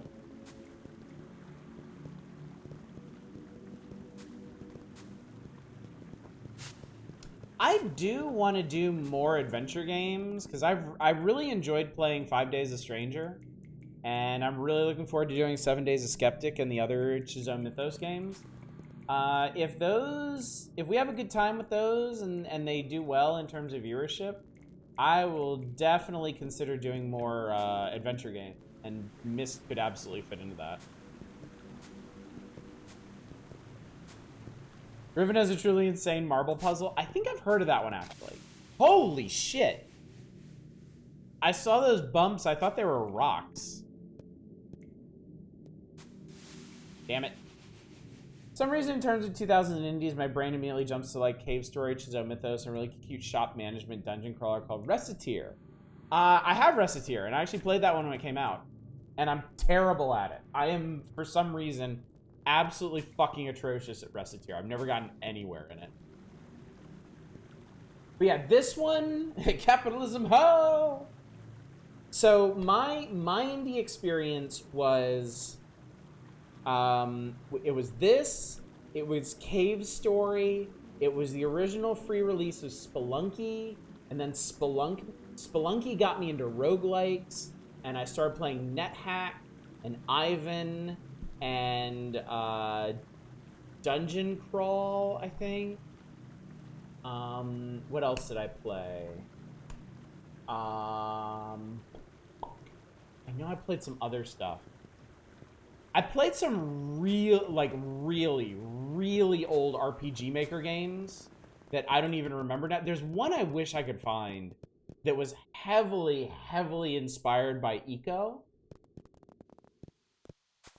And I do not know where to find that game now. I don't remember what it was called, and it's so ancient, it might not even exist online. But it was legit good. Loved Recettear. I was also like, holy shit, how the fuck am I supposed to not be in the red this? Yeah, I could not get a grip on the economy in Recettear. I was terrible at it. The localizers on Something Awful as well. Yeah, I remember them. I remember them talking about Recettear. They put out a couple games. One of them was a platformer that I was really interested in playing. And I have it, and now I can't remember what it was called. Earliest indies were NetHack and ADOM and the Kenta Cho shooters.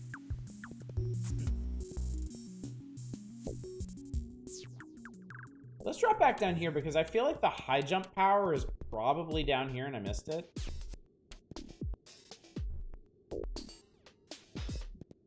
Oh, maybe I needed double jump to get in here and get it.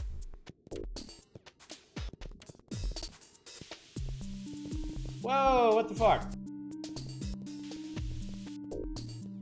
Wait, what have I found? I think Recettear itself lied to you about the best way to make money with the shop.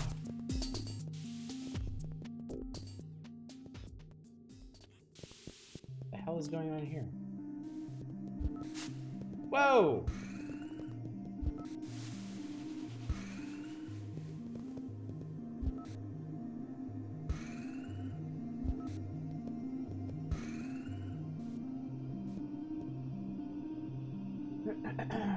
Now remember just having a breakdown trying to... Oh, well.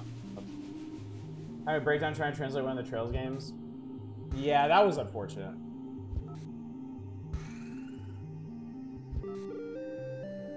I definitely did a lot of really good work prior to that. One freeware RPG Maker game it really was Mimicry Man, adventure puzzle game where you played as a mimic and tried to lure people over to eat them by items they'd want, then combine the items you got from your victims, make more items, lure other people. Interesting. It sounds like kind of like a free RPG Maker version of that one series. I think one of the installments was called Trapped, but it was like you took on like this demon power. It was on like PS2 or PS1. You accepted this like devil's deal, and then you lived in this haunted castle, and you lured people there because they usurped your kingdom, and you would kill them with traps and feed their souls to Satan, and he'd give you more traps to kill people in hilarious ways with. The hell was that series called? I know y'all know what I'm talking about. Other games were Fortune Summoners and Chantilly's. One of those I think it was Fortune Summoners I really wanted to play. It was like a side scroller with, oh, fuck off. Oh my god, there were no save points down there. Maybe I'm not supposed to be here. Maybe I was supposed to get the high jump power somewhere else.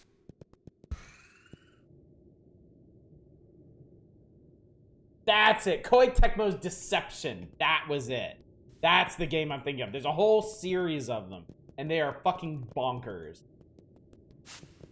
Like in one of them, you trick so many people into walking into your traps and killing themselves that you actually depopulate the nation. You actually depopulate your kingdom. Oh, fuck off.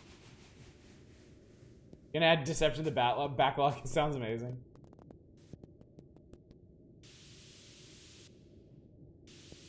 A little bit different in tone from Roller Coaster Tycoon, honestly. But yeah, I see where you're going with that.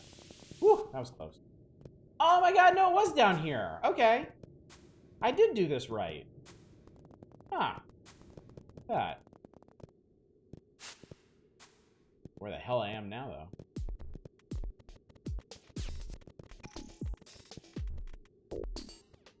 Demo Fortune Summoners is cute, though I never got around to getting it. Chantilly's can be pretty hard. First boss is rather a brick wall. Yeah, I'm pretty sure I have Fortune Summoners. And just never got around to playing it. Like so many other games.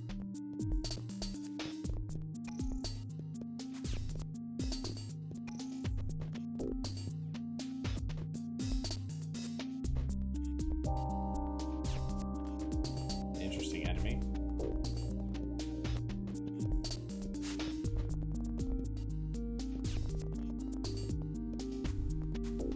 Oh no, shit.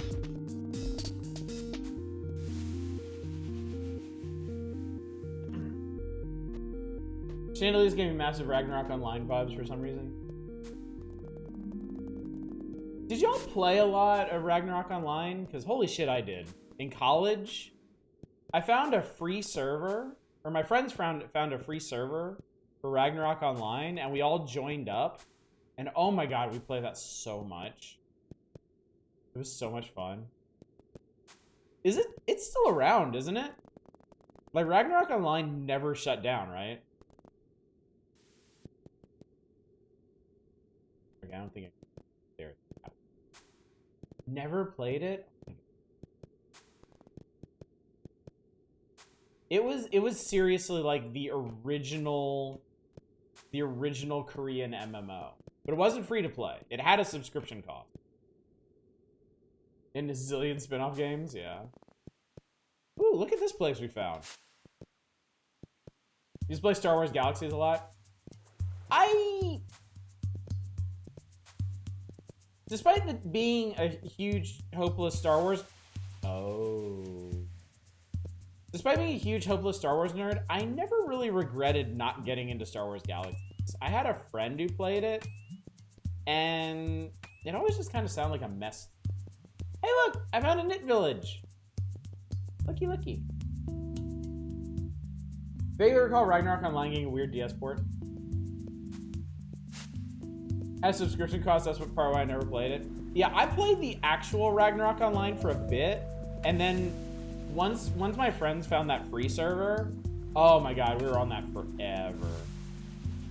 Remember the pseudo-official Ragnarok Online beat 'em up by the Melty Blood guys? That was fun. I played that a lot, actually. That was a really good game.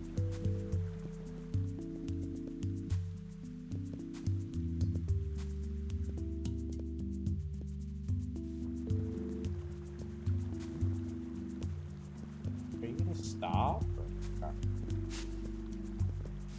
Damn it. Played RuneScape as one of my main MMOs back in the day. Remember, it was a mess. It was beginning to get balanced, and then SEO got more direct involved and just got screwed hard. Yeah, it's a shame. It sounded like it had some really neat concepts. Okay.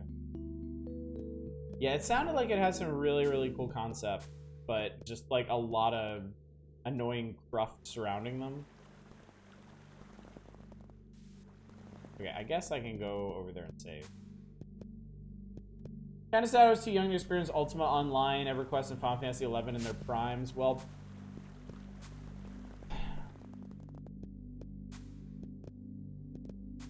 primes can mean a lot of things, considering those games.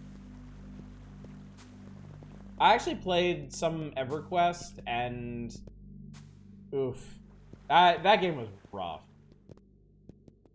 I mean, it's, you know, it's a very different, it was a product of a different time, and when you didn't have things like World of Warcraft to compare it to, like, I can certainly understand the appeal, but man, EverQuest was not a kind game. And yeah, launch Final Fantasy XI was very much in the same vein. Just not a kind game. It is a Nifl's game. Anyone played Sarah? I have, yeah. I don't find Saira as memorable as Nifl's other games, honestly.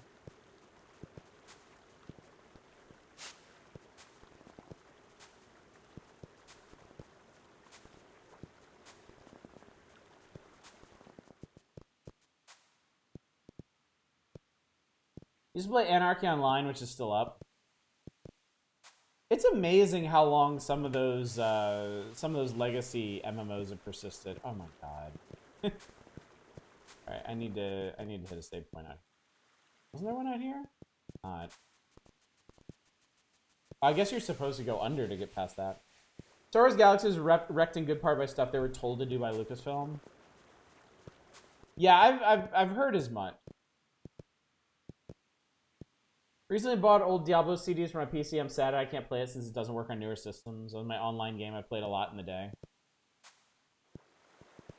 Oh no, that one errant shot.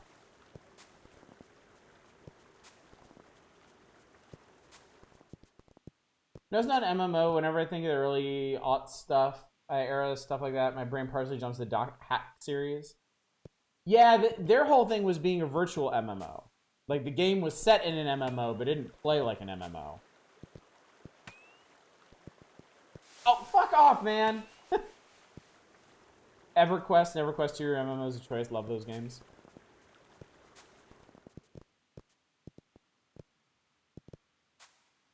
I always think it's important for people to understand, like, folks who weren't around. Oh my god, it's one of the little crawly things. Folks who weren't around for MMOs before World of Warcraft, I'm not sure people really understand, like, how different MMOs were. Like, how mean they could be. How mean and grindy they were. And, like, that was basically... Oh, shit. I have to do all that over.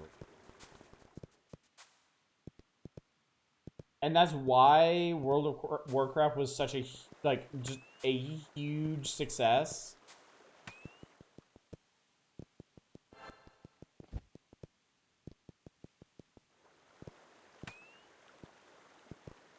Like, there really are just, like, there are pre-World of Warcraft MMOs and post-World of Warcraft MMOs. And they're entirely different beasts.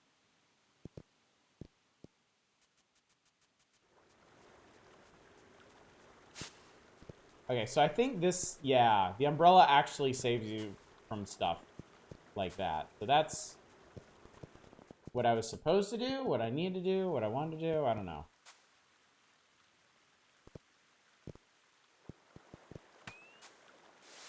You can still get tagged from the side.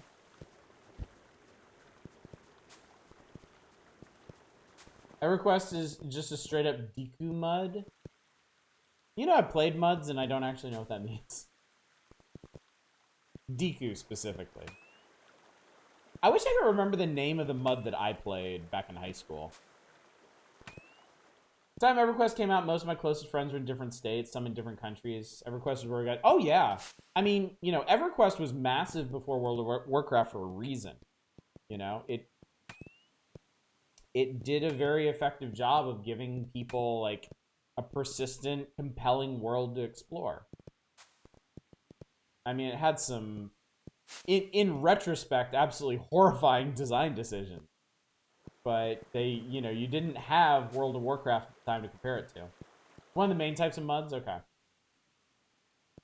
Oh, okay, it was one of the major templates. I gotcha, okay. Early MMO design philosophy of let's create a virtual world players slowly unfurl and solve always appealed more to me than let's create a series of rigs vaguely connected together. I do wish, I will say, I wish MMOs had not become so desperately obsessed with raiding. Because it's... I think I'm like a lot of y'all. That's not the part of MMOs I ever really enjoyed.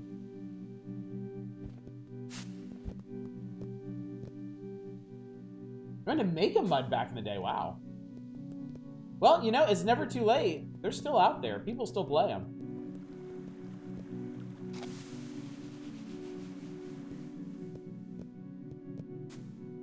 Ardwolf is still at the top of the MUD list.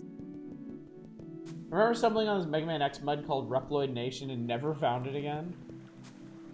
Wonder if it still exists. Oh, little ghosty peoples are watching me.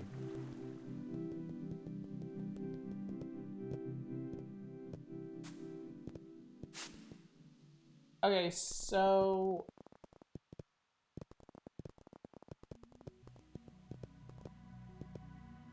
I guess we need to go back west. To the other side of the village.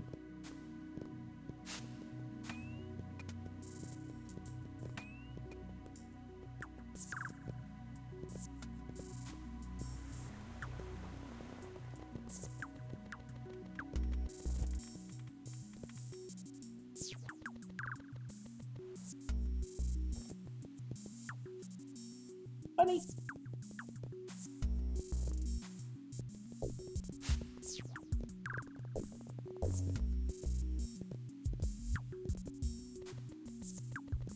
I haven't mentioned this, but this game plays really well with keyboard, in my opinion. All right.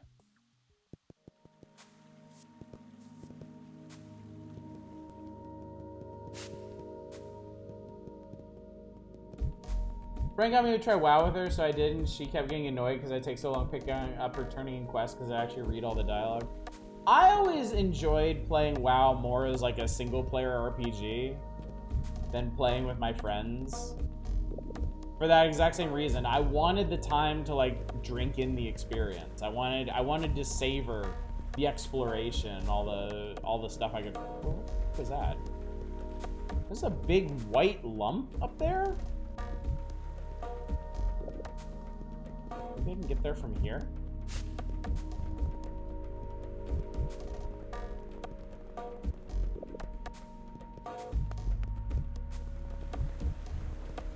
There's a big tower.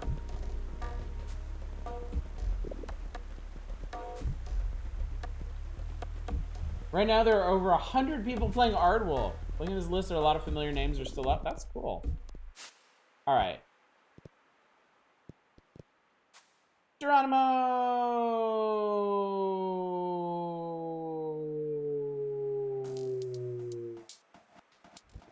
Aha! Found the Cloud Kingdom.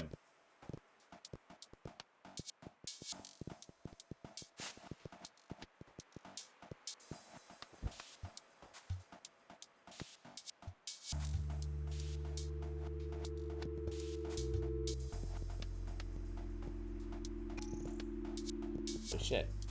No, you little bastard. One thing WoW did that I loved and desperately wish EverQuest 2 had implemented was archaeology.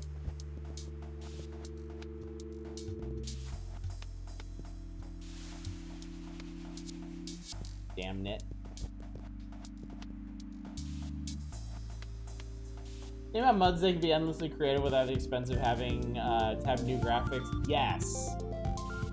That was always one of their big strengths, is you could have a MUD that was basically anything because it was all text.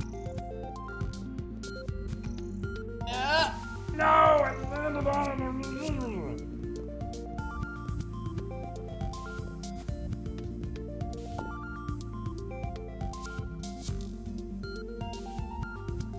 Maybe I should have put this on easy. Oh wait, I can just fly over this part. Haha.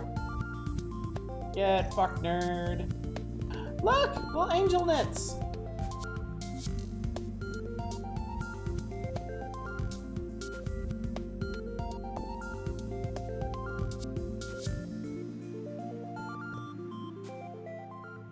I don't think that's right.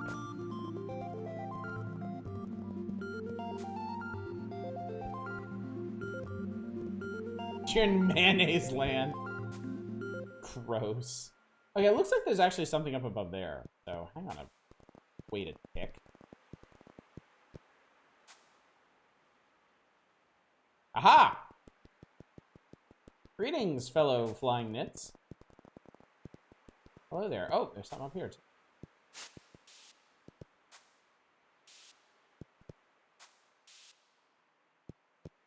I had a pretty bad experience that pushed you out of the main mud that I was playing. Largely soured me on the idea of going back. Problem with multiplayer game is other people. I think that's the way. No!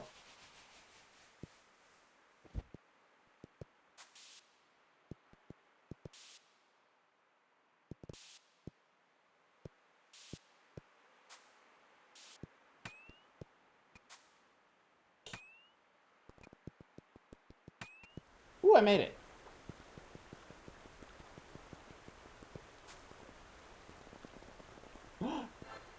Ooh.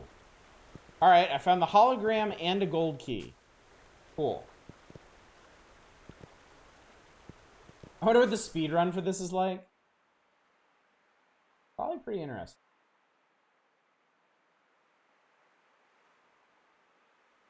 That looks to be the bottom of Mayonnaise Land.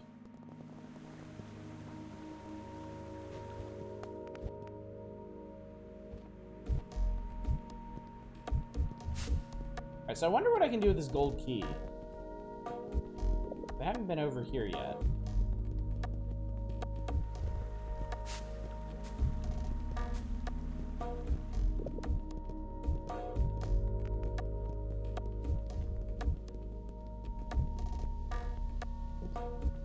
Maybe want to fire Reventure and go for more ending time. Oh, Reventure's great. I think I streamed Reventure a very, very, very long time ago. And only a little bit. Like, I definitely didn't do, like, a full playthrough or anything. Oh, hello. Ah, so you need the, yeah, you need the hologram to get past here. Yeah. Let me tell you what you can do with that gold key. I think I can imagine.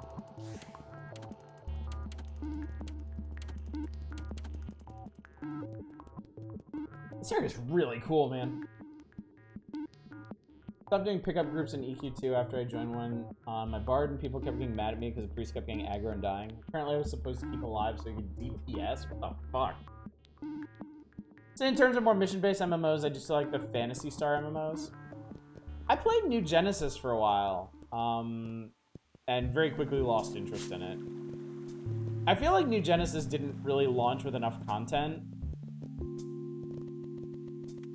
Because it was one of those, it was one of those games where you get to max level and then you just do raids until they maybe add new zones at some point. What's in here? Oh, I like this music. Jesus Christ, bro.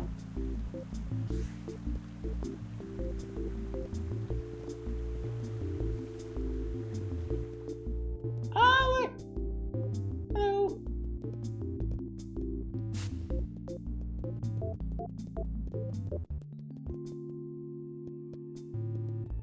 Oh, that's another one.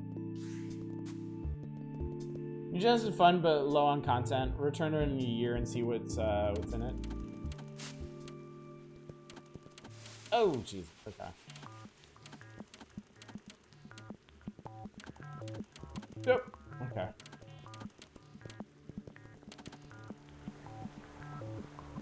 This area is so cool. Like, conceptually, it's just really neat. Dead.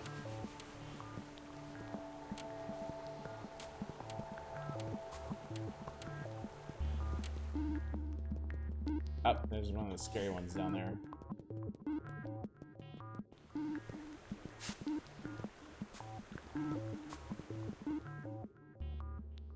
The hell? Wait, so what's down here? God. Wherever we're going to a dark place, so I guess let's see what's this way.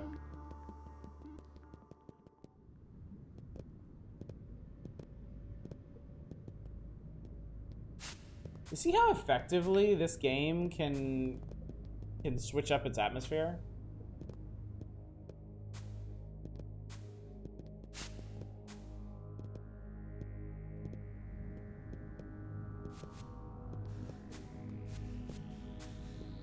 Good.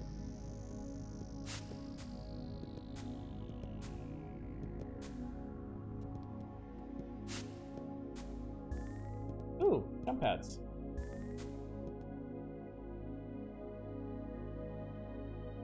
I guess it was also weird actually having like good fully developed single players. Admins were also in-game gods divided up by their alignments. Oh, you're talking about a mud you're in. Players could join their followings. The main admin played an evil god of death and no prizes to guess which segment of the player base tended to get away with crap. You'll love it. You'll love to see it.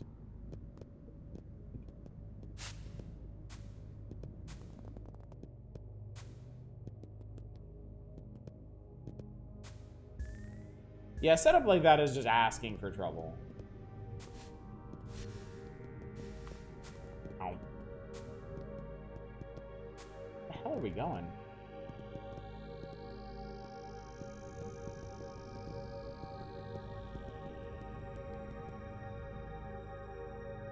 I love these little corner rooms like this. They feel very effective. So, wait, what was up here then? Okay, just a hell room. Corruption and nerds? No way. Man, this one just goes. I didn't realize there was, like, I didn't realize Nicholas had made such a substantial story for this game.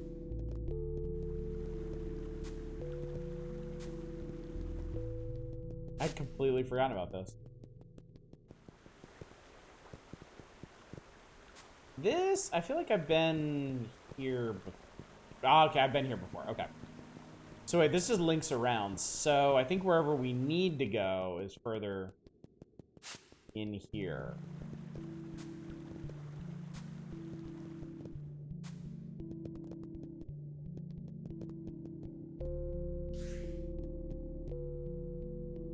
Okay, I need to get past that guy. Jesus. Oh, my lord. Okay, wait. I think I know what you do there. I think I know what you do.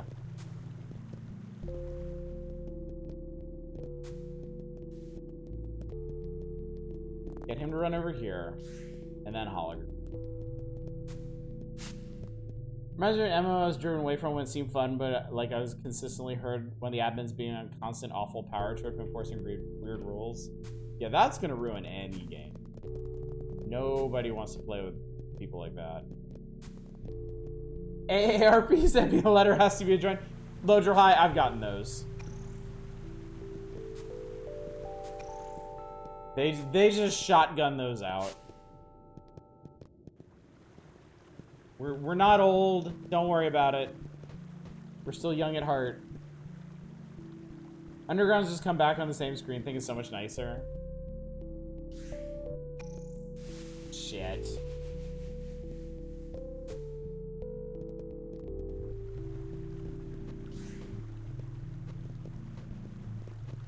Oh, I thought that would hurt.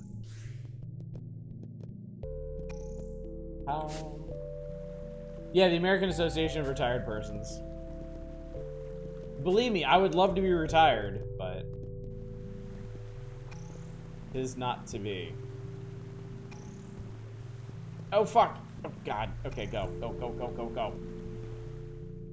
I have him around Osh's age. Sometimes you just end up on a weird mailing list. It's true. I like this room. I like this room a lot. It's a dark cave. We've worked hard to get here, but it's just nice and open. And there's a little red flapjacky person wandering around in here.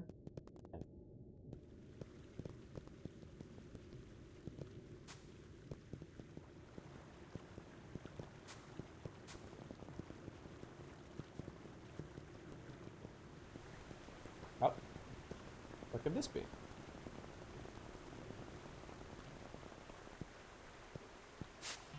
Oh my god, I just looped around in the castle.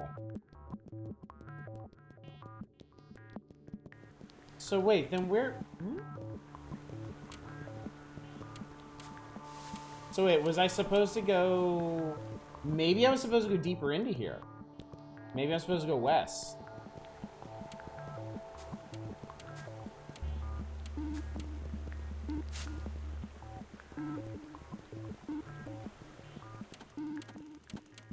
Yeah, because there were a couple ways through here. Oh, I almost had that. If I hadn't grabbed the wall there, I would have been fine.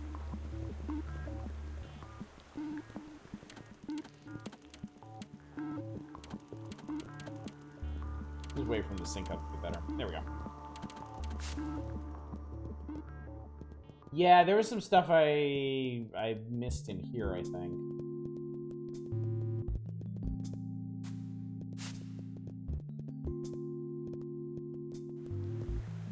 Yeah, I didn't like go this way. Oh, this is nice. That's nice. Oh, hello. Giant yawning void. Man, bees. Why you gotta be that way? I mean, I could just cross down here, but I think the point is to cross up above. Oh, is that horrifying guy? Or maybe not, maybe not. Maybe it was just giving you options there. Yeah, I guess so.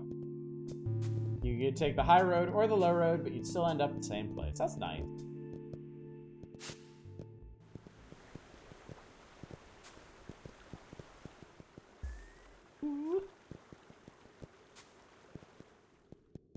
Hi. I found another little Knytt village.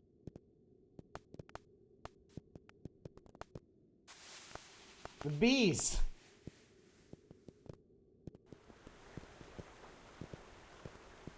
Bees are bros, wasps are assholes. Ah, okay.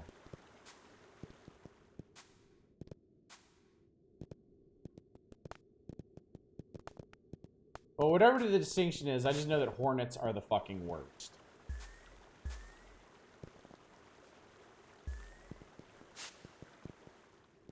Hi. Okay, so I needed all my upgrades to get up through there. Oh, this sounds nice and ominous. Huh? Whoa, okay. Now we're going places.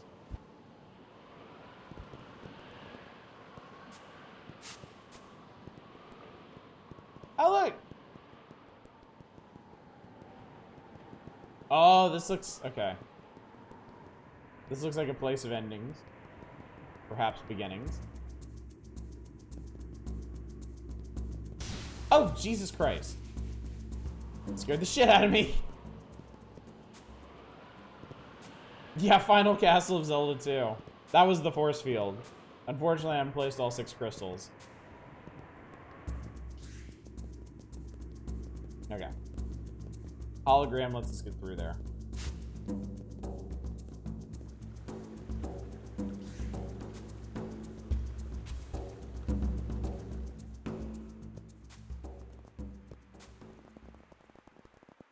Okay, well, we can't get that way. Simplified art made those camels look like they had a single huge eye instead of any kind of face or mouth. Yeah, I think it's supposed to. I think they're supposed to look like that. They're like tentacle eye stalk camels. Nightmarish? They're cute. I think that's where the simplified art style really helps in making them look adorable.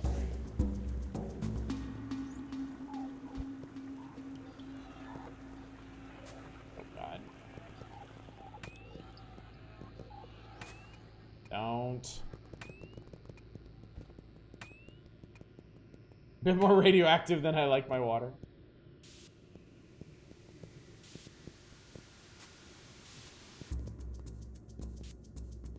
I'm wondering if maybe I need to get up through the top there. Shit! Oh god. Can you like fuck off, maybe? Wouldn't that be neat? Oh boy. Okay. Yeah, I think this is where we're going. Oh my god. Oh my god, you need all the keys. Well, actually, no, you don't. The yellow one's kind of optional. If I found... Oh, I think they set it up so you only need 3. Any 3 keys will get you through here.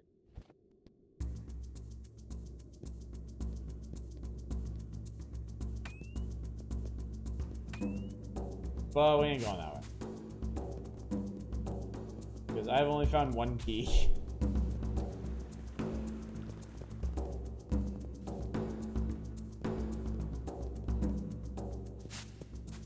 So I guess this one does actually have a secret ending then.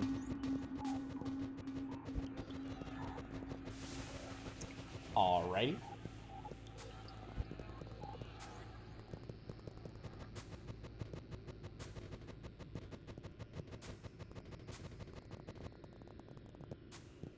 No, just loop around to the main room. Shit. Wait, what if that is the ending? What if they expect you to find all the keys? That could be a problem.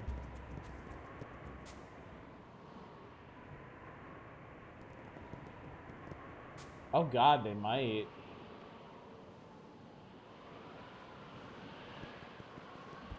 Yeah, those are definitely eyeball stock camels right there.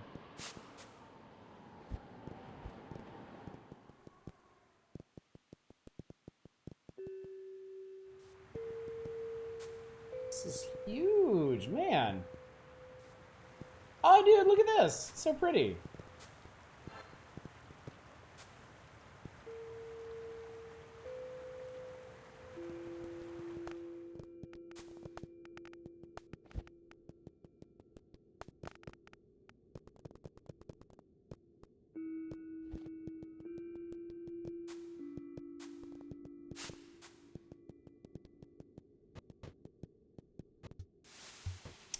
Right, forgot about you.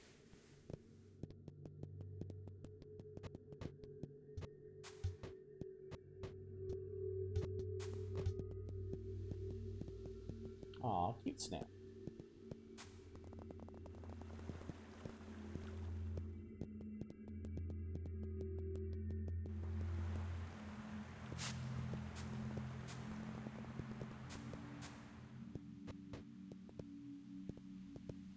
Okay, this has to be... Ah! I was glowing red too. I was like, why am I glowing red? Oh, there you go. I believe you have your answer.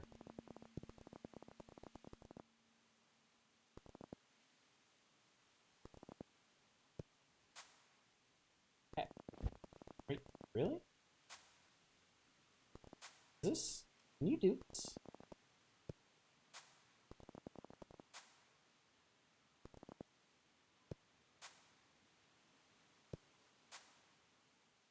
If you can, more power to you. Maybe there's a way to get up on top of there?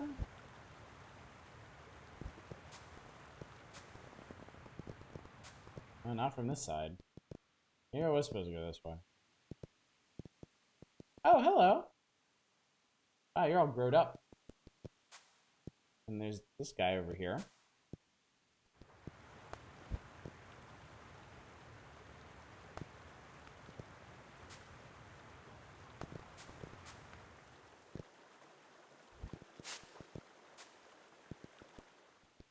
Well, this is a pretty good example of like the huge sprawling adventures you can make with this game. All right. I think I'm gonna make the executive decision to quit out of this one right now so I can show you some of the other ones. Because I don't think I'm gonna be beating this one. This one is of immense scope. Immense unexpected scope.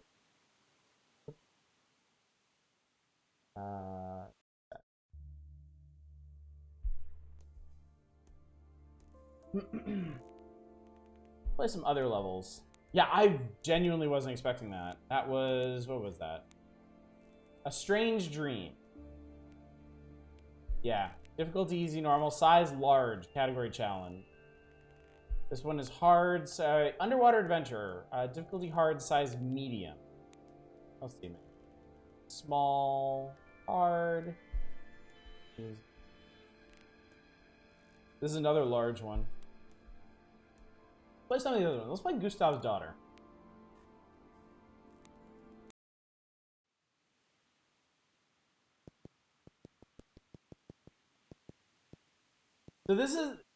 So this was one of the games. I remember this one.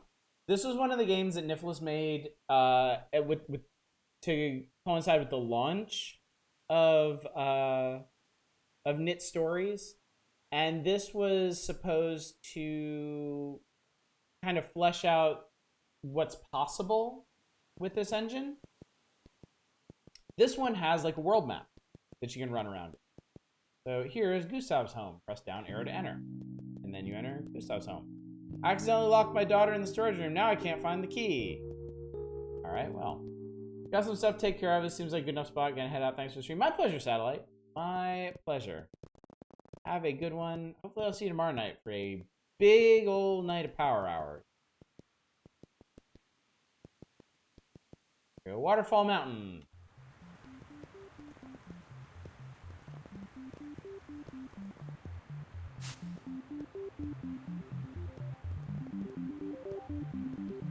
Very different sort of graphics here.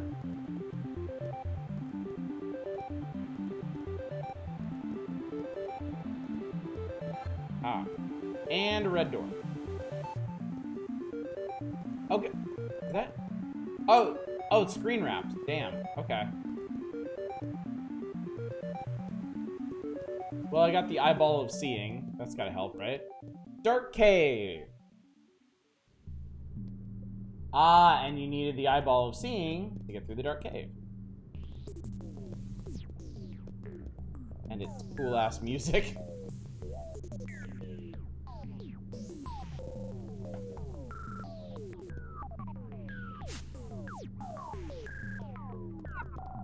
Alright, that gets us high jump.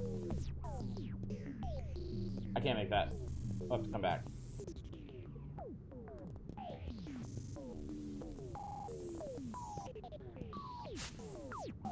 So yeah, I think this one was meant to really exemplify the Metroidvania aspects of Knytt stories. All right, Old Castle. I think that's as far as we go.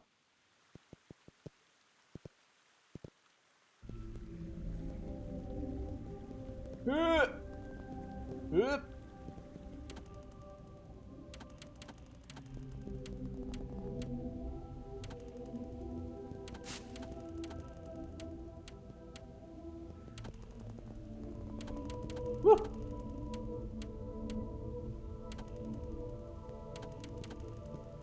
Okay. All right, and I got double jump now. I think we can take. Ow! Cheese and crackers.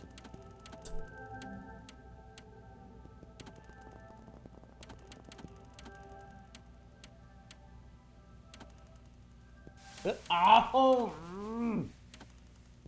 Golly gee willikers. Stuff and nonsense.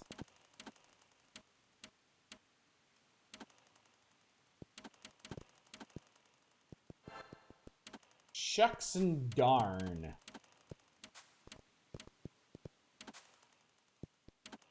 There we go. All right, much better. Ah, Junie, why? Last time I heard cheese and crackers by troop leader and Girl Scouts. Oh, I can get up here now. Look at, oh, hell. Okay. I guess we're not going that way. Land of Goshen. Hey, that's where I live. All right. Back beyond Dark Cave.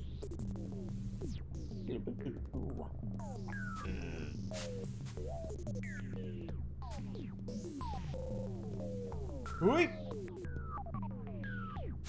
Oh, I'm not sure I can do this, actually. I might need the umbrella part. Oh, no, I can do it. There's the red key. Wait, isn't that the key I need? Ooh, hello. Anything this way? Nope. Whole lot of nothing. I don't think... Oh, I remember those wall spikes. Okay.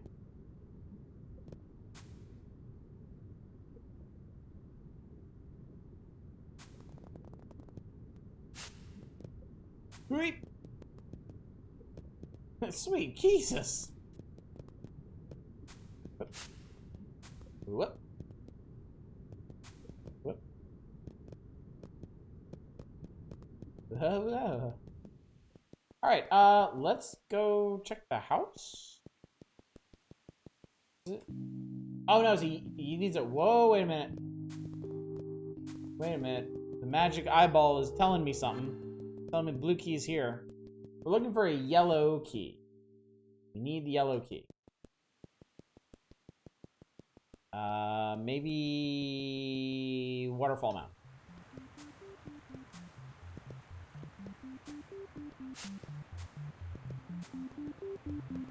There we go. There's that red door. Loop.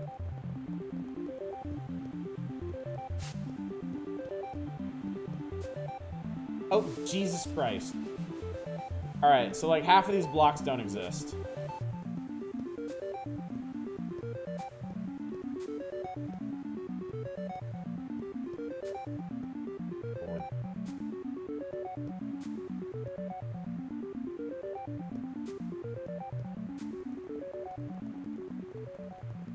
God, dog, frog it. Okay, I think you were actually supposed to know. You weren't supposed to do that.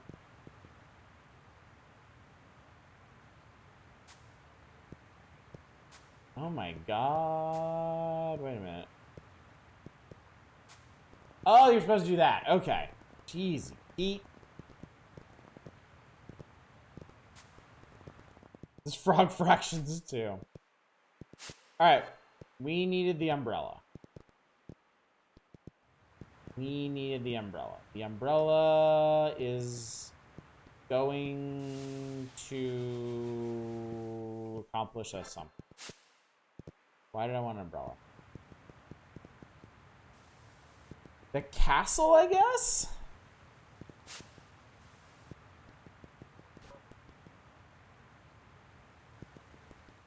You gonna get through the castle? Because I don't think I can go any further in the, I don't think I can go any further in the cave. Okay, I can't make that.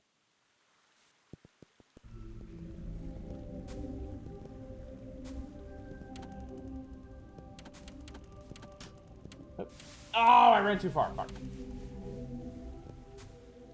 I knew it would just be confined to one game.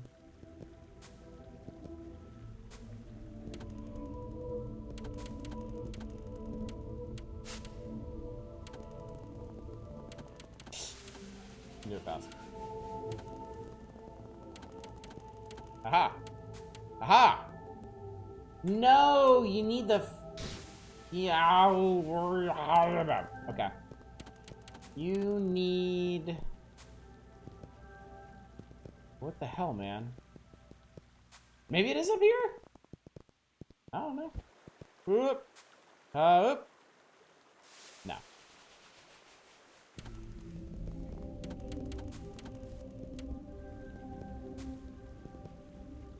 Is it really the cave? Because there was a part past the key, but holy shit, man. It was definitely an experience.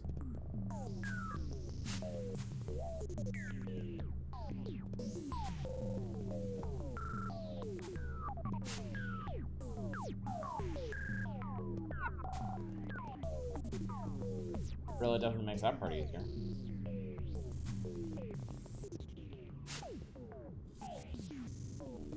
So this, huh?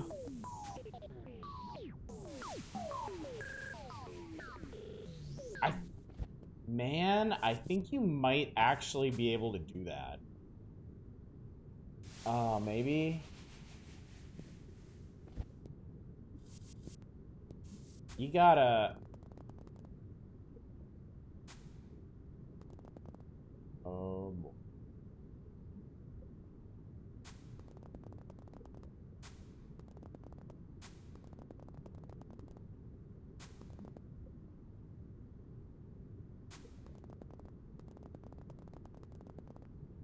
I can't believe I actually want you to do it. Oh my god, they fucking do.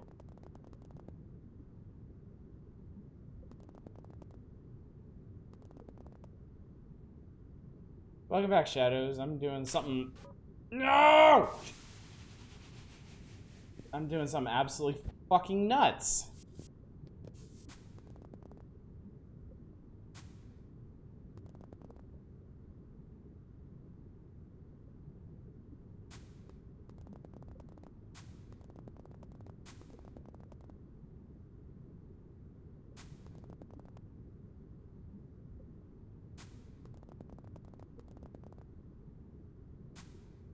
Ah, I beefed it.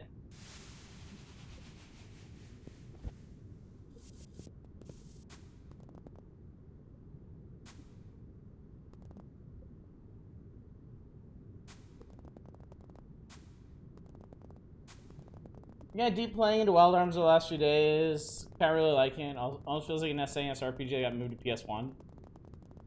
Getting over Knytt with Bennett Foddy. If you told me Bennett Foddy was inspired by some of the more difficult levels made for Knytt stories, I would totally believe you. Oh man, this part is so... Oh, I did it! Holy shit, I did it.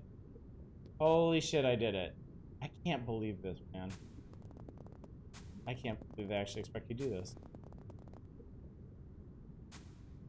This is one of those great challenges in platforming where it doesn't look possible. And yet the game mechanics say, like, yes, actually you can do this. Like, I think for most people who've been playing video games for a long time, your brain is just kind of trained to say, like, no, this is dumb. You can't. You cannot.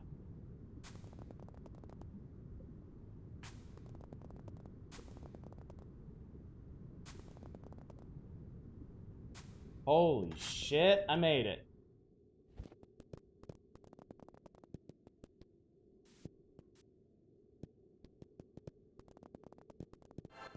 All that for the fucking hologram projector. Okay. And now I gotta get out of here.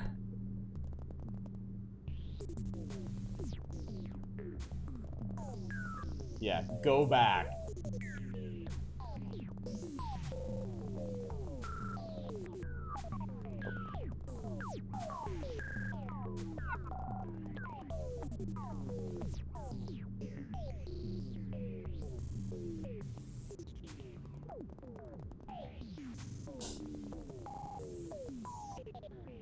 Oh no!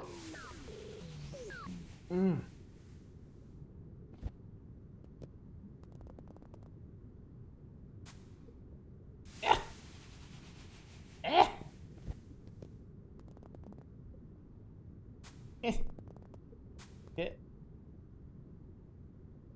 Hit. Hit. Hit. No, no, no, no, no! Ah.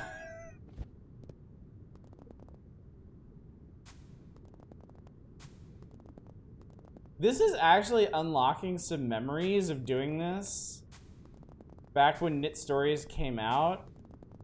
And if these memories are accurate, the castle is worse.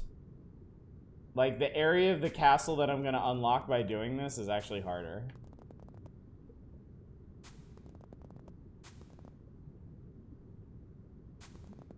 Okay, okay, okay, okay, okay. No! I was gonna say, not do it in reverse. That was gonna be a joke.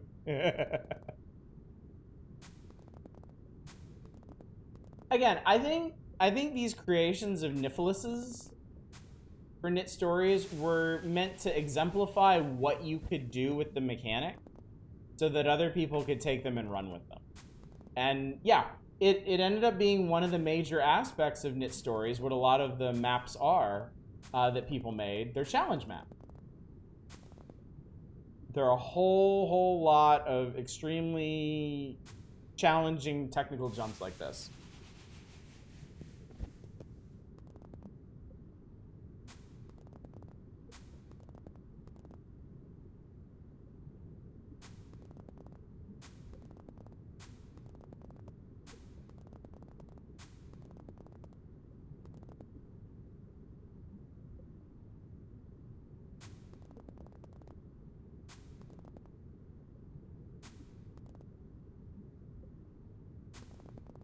All right.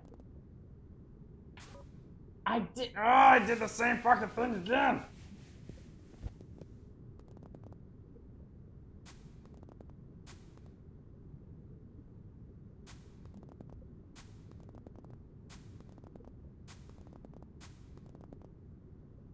My muscle memory is getting pretty good.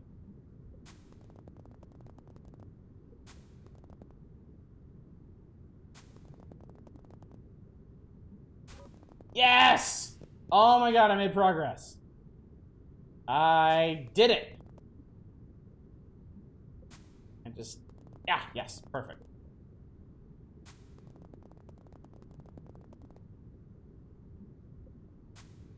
Oh, yes. Yes. Wait, no, that one.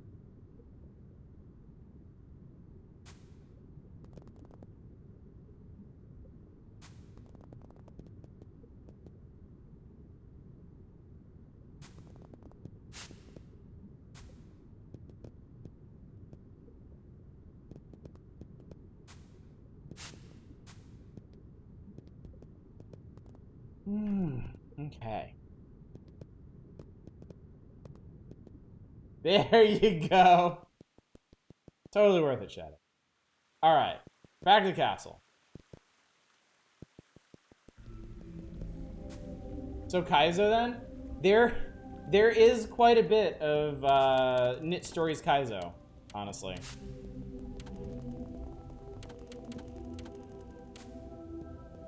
Alright. Move past this guy.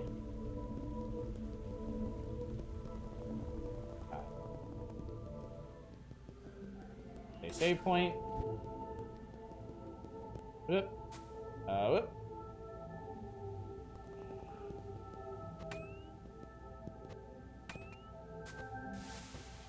Oh, Jesus, okay.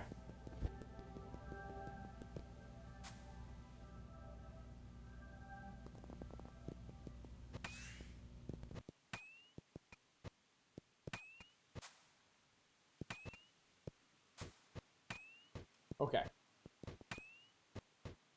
Wait, are you... What the fuck, man?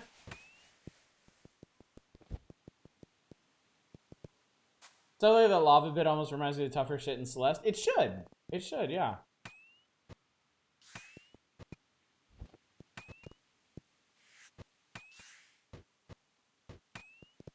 Okay, that's kind of a weird specification. Oh my god, I did it.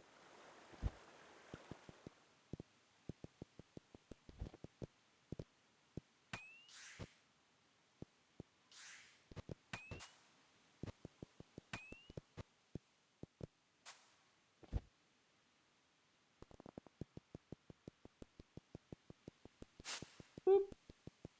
Yep, now do it in reverse.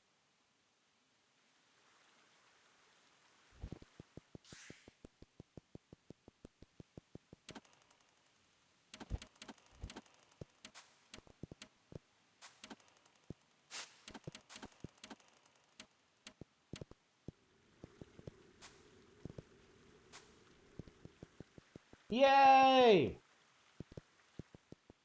Oh my god, I can't believe it. I never beat this one as a kid.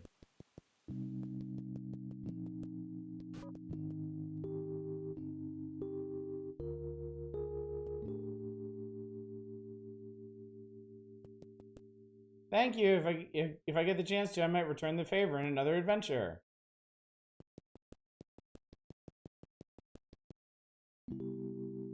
The end! I have beaten Gustav's daughter, and wow, that sounded really bad when I said it out loud. I have completed the adventure entitled Gustav's Daughter. Alright. Skyflower. Abstract and slightly pretentious. I like the sound of that. This entire series reminds me of Little Celeste, atmospheric, moody, but tough AF platformers. I mean, for all we know, let's do easy. I could use a little bit of rest. For all we know, Celeste might have been partially inspired by Knytt. Bruh.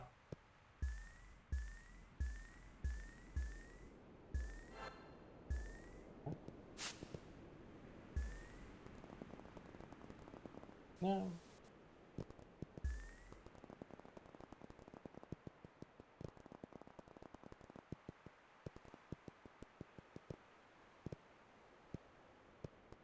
cool. It wraps around. Okay.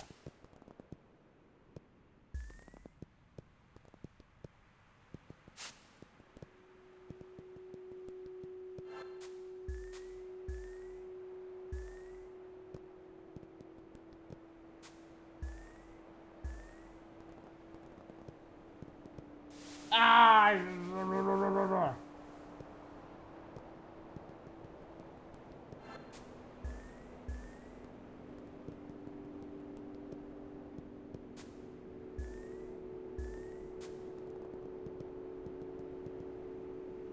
Almost dig a horror game in the screen-by-screen atmospheric art platformer setup.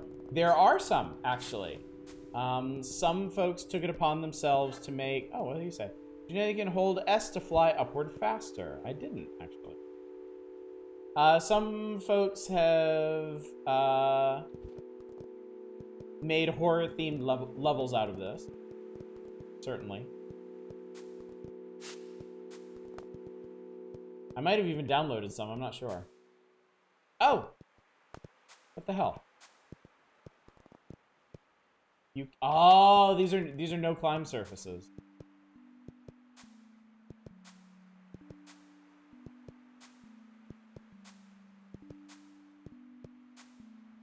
Ugh. There we go. Wow. Oh, and they're sticky too. You can't walk on them. You can only jump. How interesting.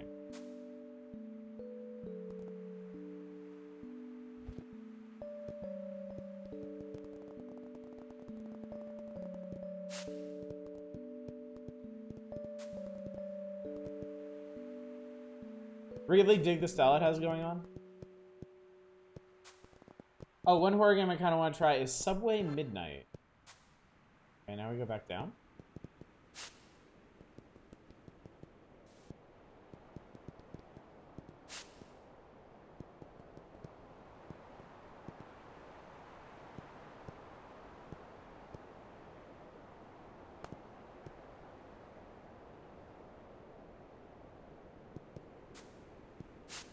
Play through Iron Lung. We're gonna... I want to play Iron Lung sometime soon. I've got it. One Friday in April, we're gonna do like an indie horror night. It's been a while, and I've collected a couple games that'll do quite nicely for that.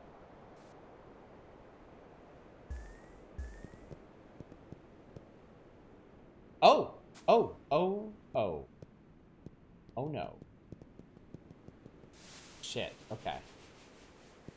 So when we drop through there, we need to grab the keys on the way, or we're doomed.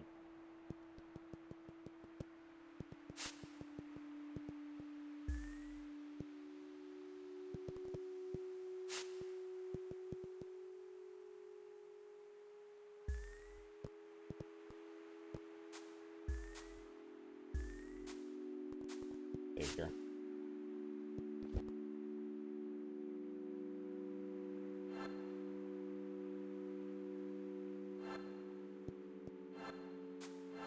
There we go.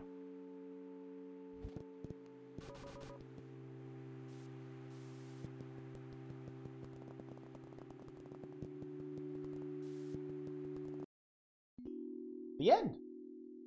All right. Nice.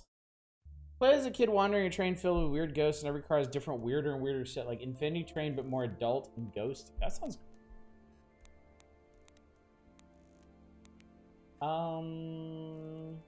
Alright, machine is large. I don't think we have the time to crack into that. What is this? This level is unfinished. The author simply lost his interest. Ha! This is cool.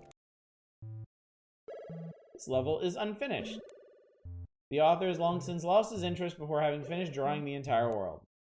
Unfortunately, the author had drawn some animals in the unfinished part of the world. As he has no plans to finish later, it will be impossible for the animals to survive there for much longer. Please help the animals. They need to be moved somewhere they can survive. Okay. Look for save plants. We'll do you. Alright. Okay, I have double jump.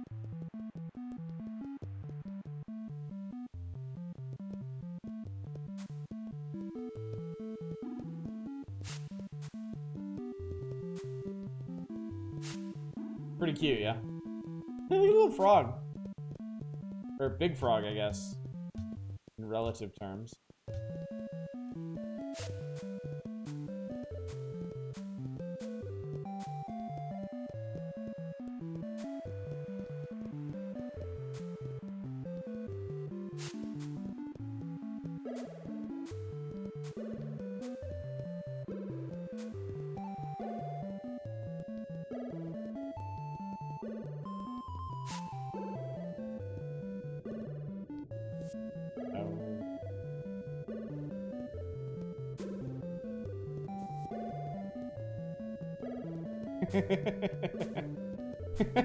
Look at these critters' faces.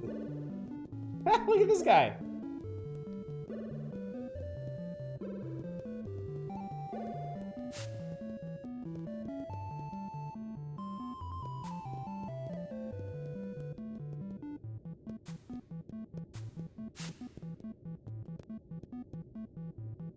Animate water here. Hi. His level author lost inspiration to draw this place. Luckily, he did finish drawing my house. Save point here. 3 high jump power here. Void. Yeah, that was death.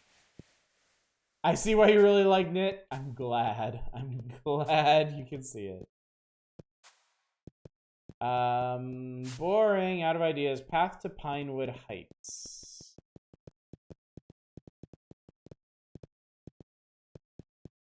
Dangerous blocks draw sprites. Bleh. Save point here. Is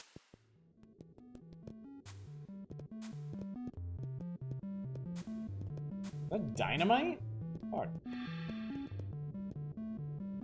Huh, okay. You can get oh god. You can get dynamite. Wait.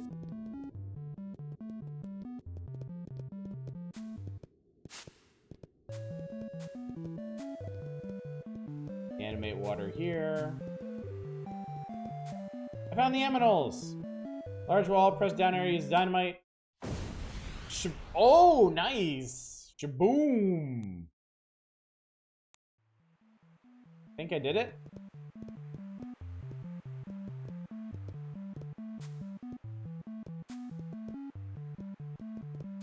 There's a person.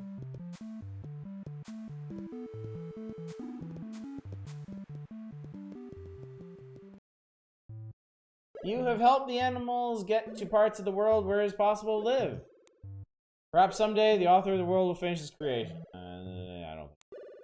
Till then, the best thing to do is enjoy what little there is. The end. Aww. Alright, we got a little bit more time. Let's play some random stuff that I downloaded. Let's see here. Let's play... Let's pick out some small ones. A Mountain Hike by Burnt Toast. We have many kinds of toast around here. I don't think we have burnt ones. Today's a beautiful day. Why not go for a hike? Okay.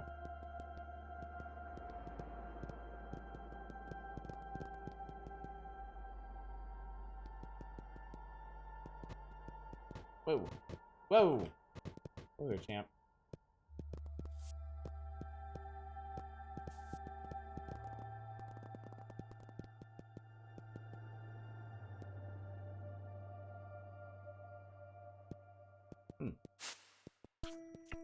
So this one was not made by Nicholas. We're playing levels that were made by other folks.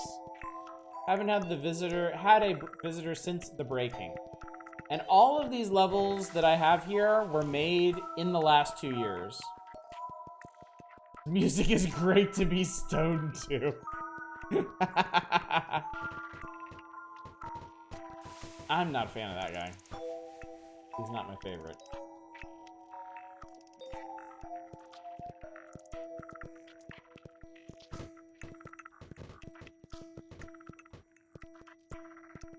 Jesus Christ. Okay. Ah! Okay, that was mean.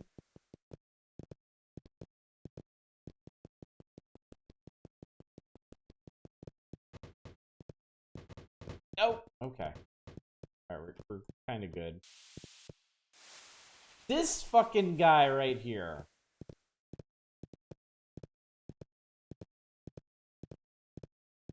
Glump. Okay, you know what? Let's try. Let's try another one.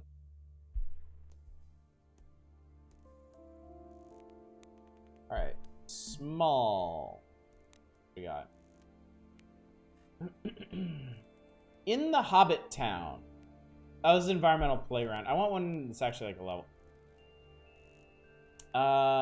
Ghostland. All right. Junie was in her cottage in underground land, Ghostland. She wants to go back, but the monster closed the way. In the underground, there is a hologram creator, but it is also a magical wall and some monsters. This can be. There's an Among Us one. I can try that. Okay.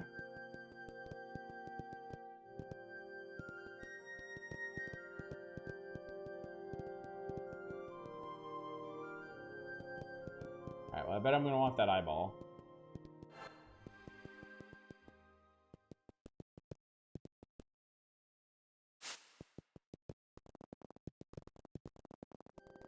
Your time in playing as a pony in Among Us? No.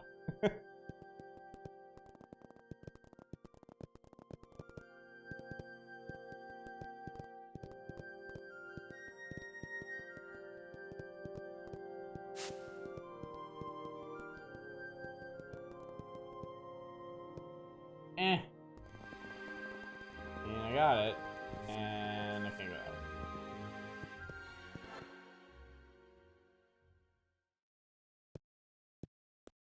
Alright, I got high jump.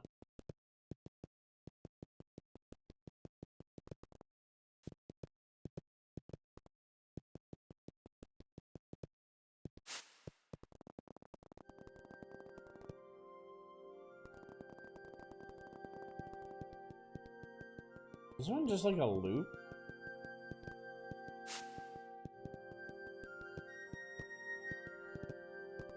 Oh, and look at this Serene Art series. It needs more Among Us memes. I don't know how to react to them.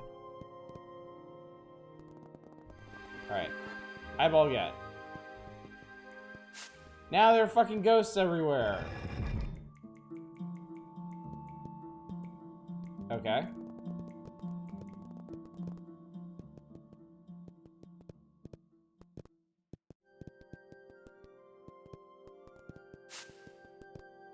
Is the level called Meme War? We shouldn't be surprised.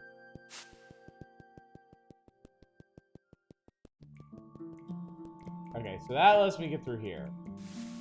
Damn it!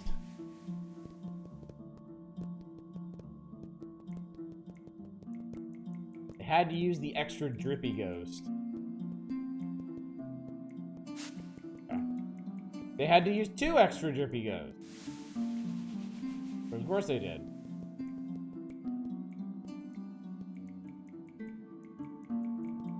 Okay, made it. Give me that umbrella. I'll fucking... What? Jesus.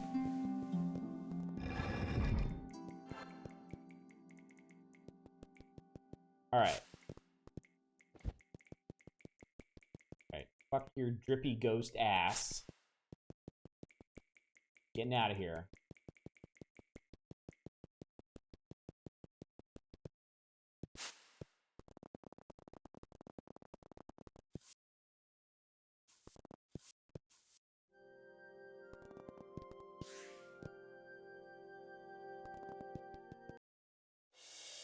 Junie left Ghostland. The end. The end. No moral. Alright, you saw a... Yep, there's Meme War. There we go. When imposter is sus. Oh, God. Well, I can't play this because this level requires a new version of Knytt Stories, so, whatever.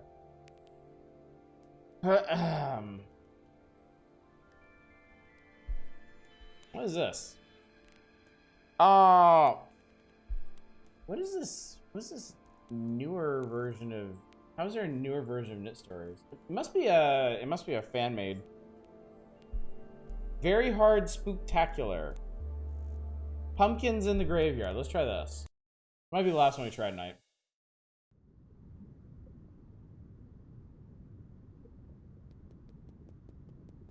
Hey, little mama, ever been suplexed by a wolfman before?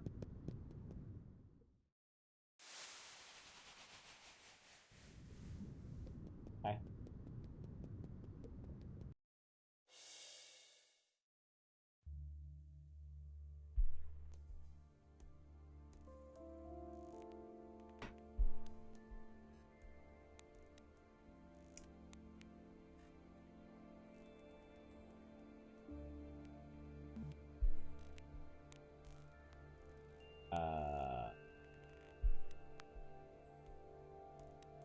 Best opening to a video game ever. Let's see.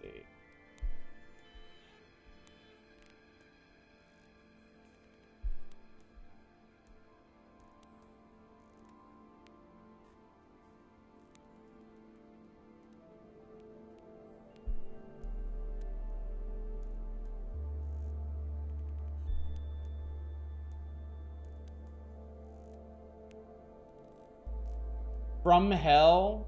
You want to play one called From Hell? Where was that? Oh, there it is.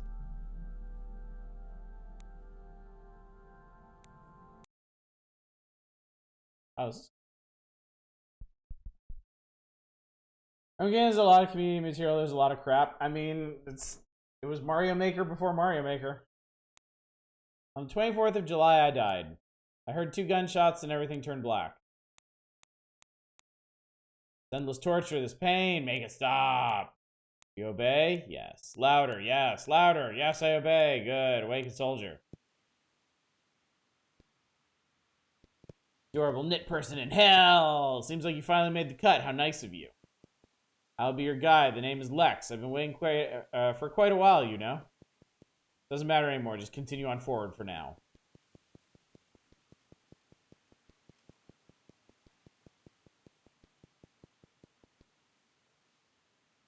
Ow, the edge. No, you know what? I need to talk about this right now. First of all, I'm your assigned guide, a formless spirit bound to you. Our spirits live and die with our hosts, so trying to mess it up. No promise. Cool, let's try some of your abilities. Imagine the letter S and use it to jump this ledge. See, being a fledgling demon sure has its advantages. Yeah, you definitely look like a demon. You don't know it yet. Congratulations. You're a fledgling demon. My task is to train you and guide you to become the real deal. Nick, it's a Navi. That's the thing. So if you don't have any questions, let's continue, shall we? Those demons are able to choose which abilities they wish to gain. Manifest abilities, you have to imagine an item. Let's try something simple first. Speed. Easiest way to manifest an ability is imagining a simple form of sphere, for example. Holy smokes, you already formed one. Well, all you have to do now is collect it. Great. See how fast you become, and that's one of the more simple abilities. Unless you get used to it, try it out in the areas ahead. This guy's never going to shut the fuck up, is he? Get you a jump boost as well. Imagine orb this with a twist this time. Alright, twist better for the sake of keeping track of your abilities, believe me. There she is, what a beauty. I like the little arrow you put on top.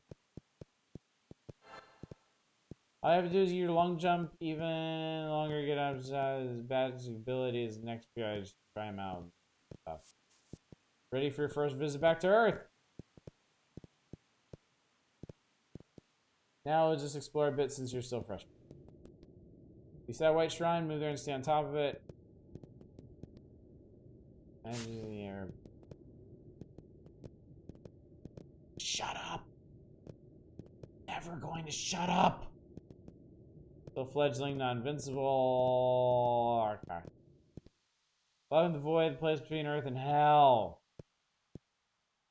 Don't get lost in your way. I've made fledgling. Oh my god. I don't care anymore. I don't care. I ain't reading all that. I find 3. We should find another way. Three evil keys. Keys.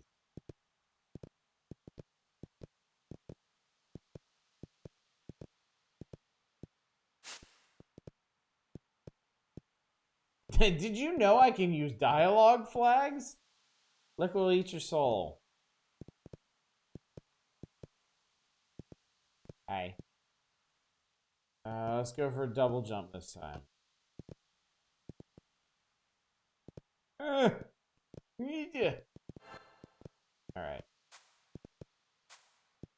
I like you. You're evil. Okay.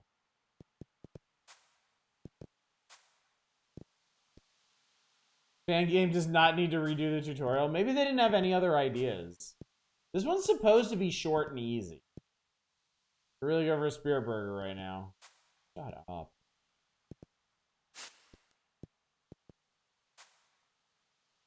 Maybe this is all tutorial. That'd be hilarious.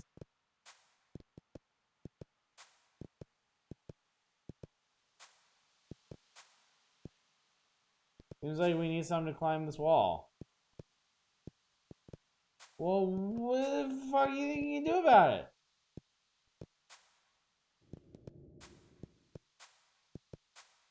Wait, you have to do you have to backtrack to find the stuff you need? Because that just means you're triggering the same... It just means you're triggering the same dialogues again and again. Oh my god, you do!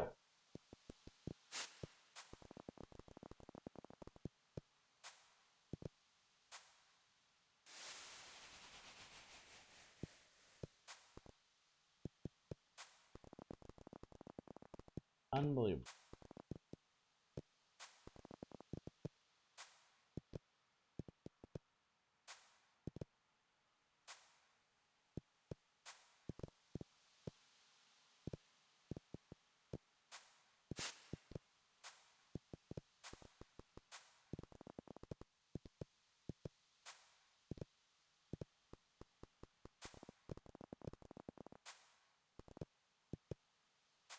Eh.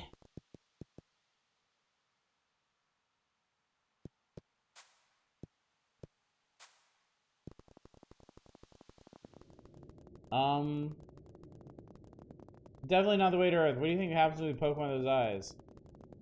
Can't do it, huh? Let's find out where this leads to first. Wait, what? Oh, you can walk on them. Okay. What the fuck? You dickhead. I wonder what happens when we poke him. You fucking die, that's what.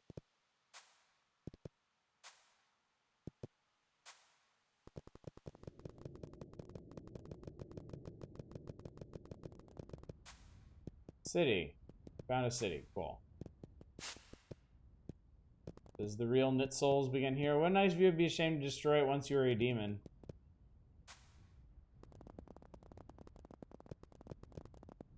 Good job, champ. Nice invisible wall.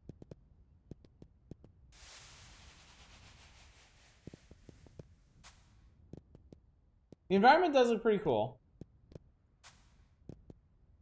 Kind of empty here, isn't it? What the heck is laying beside the lamp over there? Who the hell is an eye? Whatever. Okay. Holy shit, are those ghosts? Wow, this demon guy is really scared of ghosts.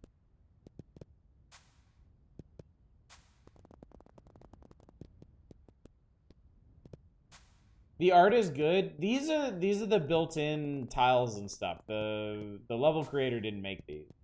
These are all part of the original package. Oh, come on!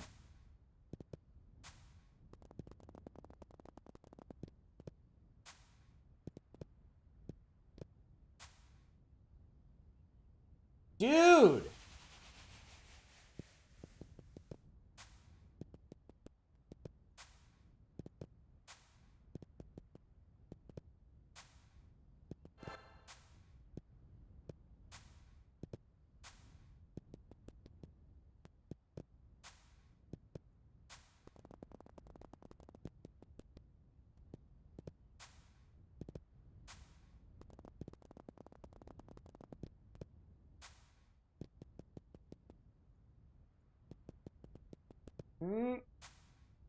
There we go, I made it. Umbrella in the middle of nowhere. Whee!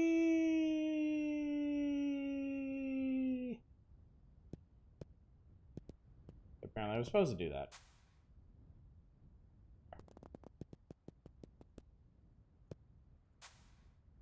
Spirit and Half Demon have been expecting you to come. There is not much time to waste. You must be confused. Now we get kidnapped all the time. Of course we are. Where are we? Where are the ghosts? Stop touching that eye, fledgling. I see you found my eye. You're welcome to keep it. Now I'm back to why I've led you both here. I'm stuck here. Please help me. Wait, does that mean we're stuck here too? To be continued. Okay. Alright, what a fucking note to end the night on.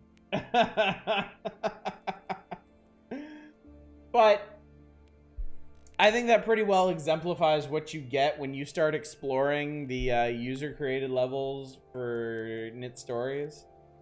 There's a lot of levels out. There's literally thousands. All you need to do is Google Knytt Stories levels, and the repository should be one of the first websites to come back. And yeah, there's 2,000 or 3,000 levels out there you can choose from.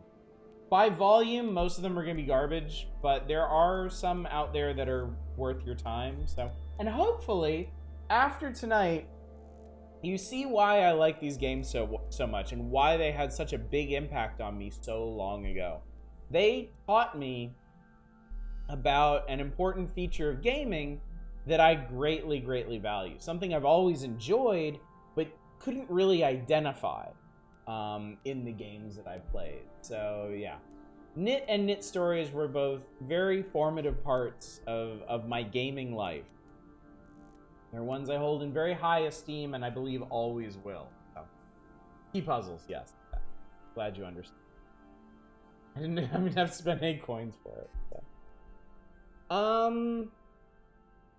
So yeah. This has been both Knytt and Knytt Stories. So weirdly talkative companions. Y'all understand. Y'all get me. So well, you know, if y'all like this, if y'all thought this was cool, I might have to consider doing Knytt Underground sometime. Because that game is a pretty interesting evolution of the ideas presented in Knytt and Knytt Stories. Definitely. Please, by all means, do try these games. Knytt and Knytt Stories are both free downloads. All the levels for Knytt Stories are free downloads. I heartily encourage people to explore these on your own. You get a lot of, I think you get a lot of the appeal from watching it, but like, it controls so well, and that's such an important component of playing through the game. Plus, playing in your own time, you can enjoy the atmosphere and ambiance without having some pasty nerd ramble at you the whole time about it. Knytt Underground is $6. Totally worth it. That game is huge and captivating. And I have not found even a fraction of the secrets in it. There is a ton of secret stuff in that game that I haven't even touched. So, which is mind-boggling. You're playing an indie platformer called N back. Oh, hell yes. I love N. I played N. I played N+. I played N++. Yeah, I played all the N games. I adore them. That's something we could do sometime too, because that game is full of hilarious deaths. But we'll have to talk more. I think we'll definitely need to talk more about this in the future, about these really super indie games, because I love showing them off. Y'all seem to get a kick out of seeing them. So yeah, I think this is something we need to do more of in the future. But for at least the next week or so, I've got a schedule in mind, and I will remind y'all of what I got planned. So tomorrow night, certainly, Jesus. Tomorrow night's the Power Hours. We're starting up a big issue tomorrow night. One that is chock-a-block full of really interesting games that are worth checking out. Not the least of which, Ninja Gaiden 3. So if you're big into struggle streams, tomorrow is going to be one. I will be off Sunday. Then on Monday, we'll be finishing Final Fantasy V at long last. I may need to polish up on that over the weekend just to remember how to play that thing. It's been like a week and a half. On Tuesday, Lego Skywalker Saga comes out. I'm insanely excited for that. We will do one night, a long first look at it, so you and I both get an idea of what that game is all about. On Wednesday, we'll be continuing the Chizo Mythos point-and-click adventure game series with 7 Days of Skeptic. And then back to Power Hours on Thursday, and then Friday. Did I plan for Friday yet? I think Friday, if it doesn't end up being community night, I might do like an indie horror night. I might do like Iron Lung and some other stuff I've been sitting. Don't quote me on that. No promises yet, but sounds like an idea to me. At some point I need to actually finish N++. I won't because yeah. I always tried to beat the end games, but they're too hard. They get away from me. How challenging they can be. All right. With that said, go find somebody to rage. Go see who's doing stuff. How about Dungeon Man? You can loot him there. Let's go raid Dungeon Man. Dungeon Man's good folks. I don't see him up very often.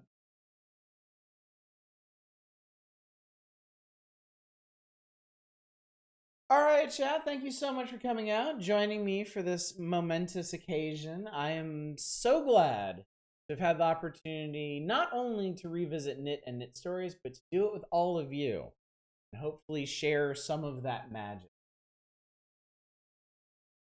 One of the best parts of streaming, being able to share the stuff that really leaves an impact. Good. Yeah, Mad Jack is up late.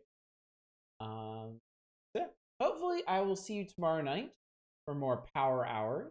But until then, as always, y'all take care. Bye, everybody.